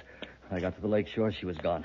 Don't worry, Mr. Stratton. The commander's alerting the lake patrol. She won't get very far. I think she was planning to destroy us lost all a nail. in cold blood. Elspeth's always been a determined woman. But I had no idea she was so utterly ruthless. I just talked to the manager of the Lake Azure Hotel. Neither Ivan nor Miss Bennett were registered there. But the manager recognized their descriptions. They've been hanging around there the last couple of days. They must have been picking up information. I've alerted the Lake Patrol and Venus City headquarters. Mr. Stratton, do you have any idea where Miss Bennett's factory is? No, other than she hinted at somewhere here on Venus. So what's the name of it? I don't even know that. I was supposed to ship the plutonium to the Elbin Company on Mars. It's a fake outfit she uses just to acquire illegal materials. The Elbin Company. Chances are she must do quite a bit of business under that name. I'll have Space Patrol units contact all spaceports and shipping centers to see if there's any freight Flew on off the hand for Elbin table way Company. over by the camera. Mr. Stratton, you'd better come with us to Venus City. Until we capture Elspeth Bennett and Ivan, your life is in danger.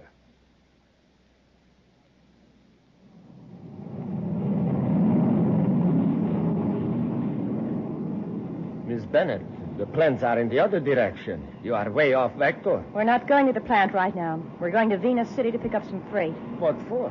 Yeah, I'll There's talk an about it in a electromagnetic second pump after waiting this to be picked episode. up, and it's got Barry. the Elbin Company name on it. Sooner or later, Corey's going to trace us through the Elbin Company. But, Miss Bennett, we can't get a magnetic pump in this ship. It's too small. We'll hire a surface truck from the warehouse and drive to the plant. There's another ship there. We'll pick up some documents I need and then blast off for Jupiter. Corey'll never find us there.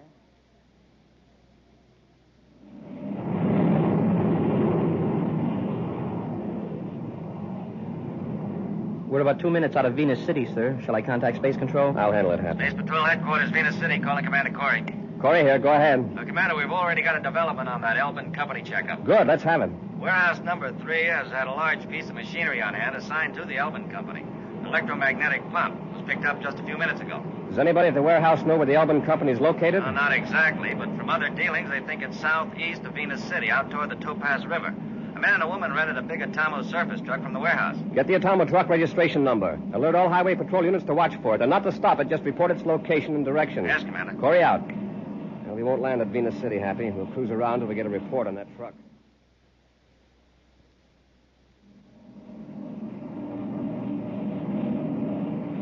I've got the Atomo truck in the viewscope, sir. It's the only vehicle on the highway for miles. Yeah, that must be it, then. Check that chart of the Topaz River region. Yes, sir. What manufacturing concerns are marked there? Well, there's only one, sir, but it doesn't say what it is. When the truck arrives, we'll be there.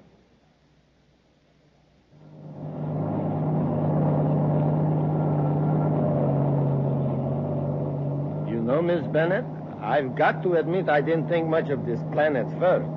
But we sure got Corey off our trail now. With that electromagnetic pump out of the warehouse, there's nothing on Venus to give him a hint where our plant is. What about the spaceship we left at the freight yard? The false registration will throw Corey even further off the trail. Do you want to go to the administration building first and get those papers? No, stop here, Yeah, by the true, reactor true, Russ. equipment building. What for? Just stop the truck. I'm going to leave orders for my men to get rid of all equipment which might connect this plant with illegal radioactivity work. We'll go in here and take a quick inventory. Well, I can tell you what is in there. A container of sodium potassium coolant, heat exchanger, a receiving tank. Yes, I know, but I don't want any slip-ups. Come on, get out. Well, it's going to be a job to dispose of all that, and a real shame to destroy it. It'll just be hidden. A few months from now, I'll set up a plant on another planet. Nobody's going to stop the lady from Venus. I can promise you that. Now, come on. All right, Miss Bennett. Ivan, stay where you are. Corey! Quick, into the building. Stop! Quick, open the door. Up the stairs. We can cross to the next building with a catwalk.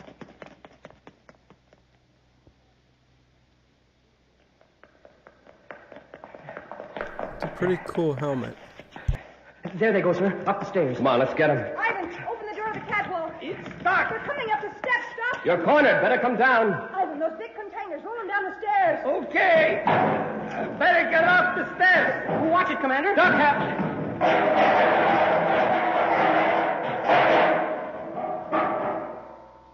Shall I roll this one now? Ivan, wait. Don't roll it. Open the valve and let it pour down the stairs. Huh? Tip it over and point the valve toward them. Hurry. Commander, what do you suppose she's up to? I don't know. Corey, this drum contains sodium potassium coolant.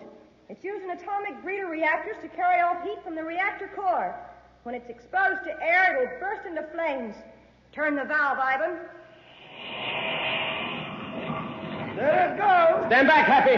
Now let's see you come up those stairs. Commander, the heat, it's awful. All right, Ivan, get that door open. Yes, Miss Bennett. Happy, we can't get up through that flaming liquid, and they can't get down. We'll go outside. Sorry, Commander, you won't be leaving. She's closed the door. The electronic control switch is up here. It's no use, cadet. You can't open that door. I got this one open, Miss Bennett. We're leaving you now, Commander. No, by the way, there's an automatic fire extinguishing system in here. In a minute or two, water will be sprayed all over that sodium-potassium alloy. And that you'll like. Come on, Ivan, we haven't got much time. Hey, did you hear that, Commander? The sprinkling system will put the fire out. And if it works If quickly... the sprinkling system starts, we're finished. Huh? This coolant has to be kept in a closed, airtight system. It burns in there, but when water hits it, it explodes violently. All these containers will blow up. Commander, we've got to get out of here. Now, look, there's an electronic hoist. A chain runs up to that pulley fastened to the beam. If that hoist will lift us high enough, we can swing over to the balcony and get out the way they did. Grab the hook, I'll throw the switch. Yes, sir. Get a good grip. I'll hold the chain and kick the switch with my foot. Hey, it's working, sir. We're going out. Start swinging. When we're level with the balcony, jump. Yes, sir. Hey, the sprinkling system. It started to work. Let's hope the water doesn't hit that coolant till we get out of here. Jump, Happy. Quickly, out the door across the catwalk.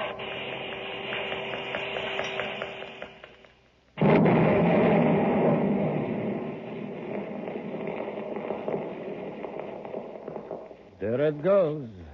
3 whole buildings blown to bits. Yes, and Commander Corey along with them. Now, come on, let's get to the ship. Let's use my ship. It's closer. Corey! Hold it, Ivan. Corey, you couldn't have escaped. But we did, which is something that's never going to happen to a certain lady from Venus. Yes, sir, Commander. When she teamed up with Ivan Ammon, it sure was an evil omen. Happy. We'll be back with an action preview of next week's exciting Space Patrol story in just a moment. Okay, the episode was over, so we're good. I can end the stream with talking about this now, kind of my review on the Fell Beast. I mean, I've shown a lot of pictures and stuff like that. I think the only thing it's lacking, I mean, it's not real intricate. It's almost like the leftovers they had. Let me see, which can I get the best view of? It's almost like the leftovers they had for the magnificent Bara-dur tower. You know, they said, oh, let's make a dragon. I like how it's on this stand with its claws over, you know, kind of like a gargoyle. I do like that. I can't get over the fact that no eyes. I can't get over that fact. These are all basic pieces. I get it. It worked. It worked for, I guess, the legs. The legs definitely it worked for. I love the black rider right there. The wings, they are what they are. I mean, they're okay. They're okay. I guess it makes a nice display piece next to the tower, like setting it down, like you see it off to the side for the tower. But the fact that it don't have eyes, and like Barry said, get some googly eyes or something, I don't know. But that is the only thing. I like it. But, you know, I don't know if I can forgive them for no eyeballs. Dragons need eyeballs. It's what distinguishes them, the emerald eyes. I mean, they could have done something. They just could have. I mean, with all of these ball inserts here, they could have done some kind of ball insert color-wise for the eyes. So that's my only... that's what I think on it. So everything is together now. I have everything together. I like that you can move the joints. Very, good with the techniques there and all that.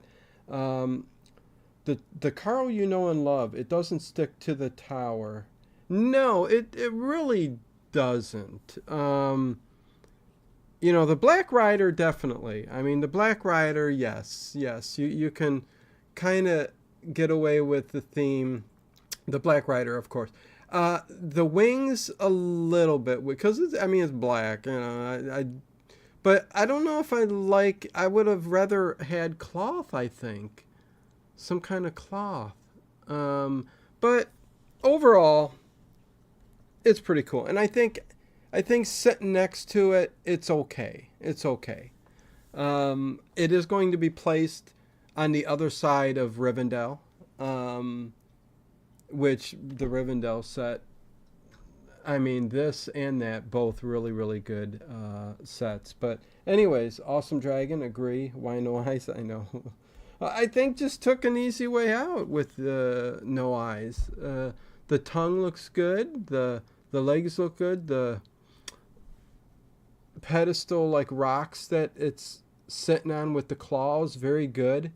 Just cut a couple corners there, and I don't like that, but it is what it is. It is what it is. So I can move all of this off of my table. This will be going on the table over there from here to there, clear everything off, and I think I am going to start the Orient Express later on, in probably a couple hours. I'm going to get something to eat. I am going to do what I need to do, get the overnight ready, I think, and I think I'll do CBS Radio Mystery Theater overnight tonight. But yeah, I think I'll be back starting on the Orient Express in a couple hours. So thank you guys all who have been here and hung out for me talking about what I just finished and the building of the Fell Beast. So much love to each and every one of you. Thank you very much. I look forward to hanging out with you guys more often during the afternoon and early evening. So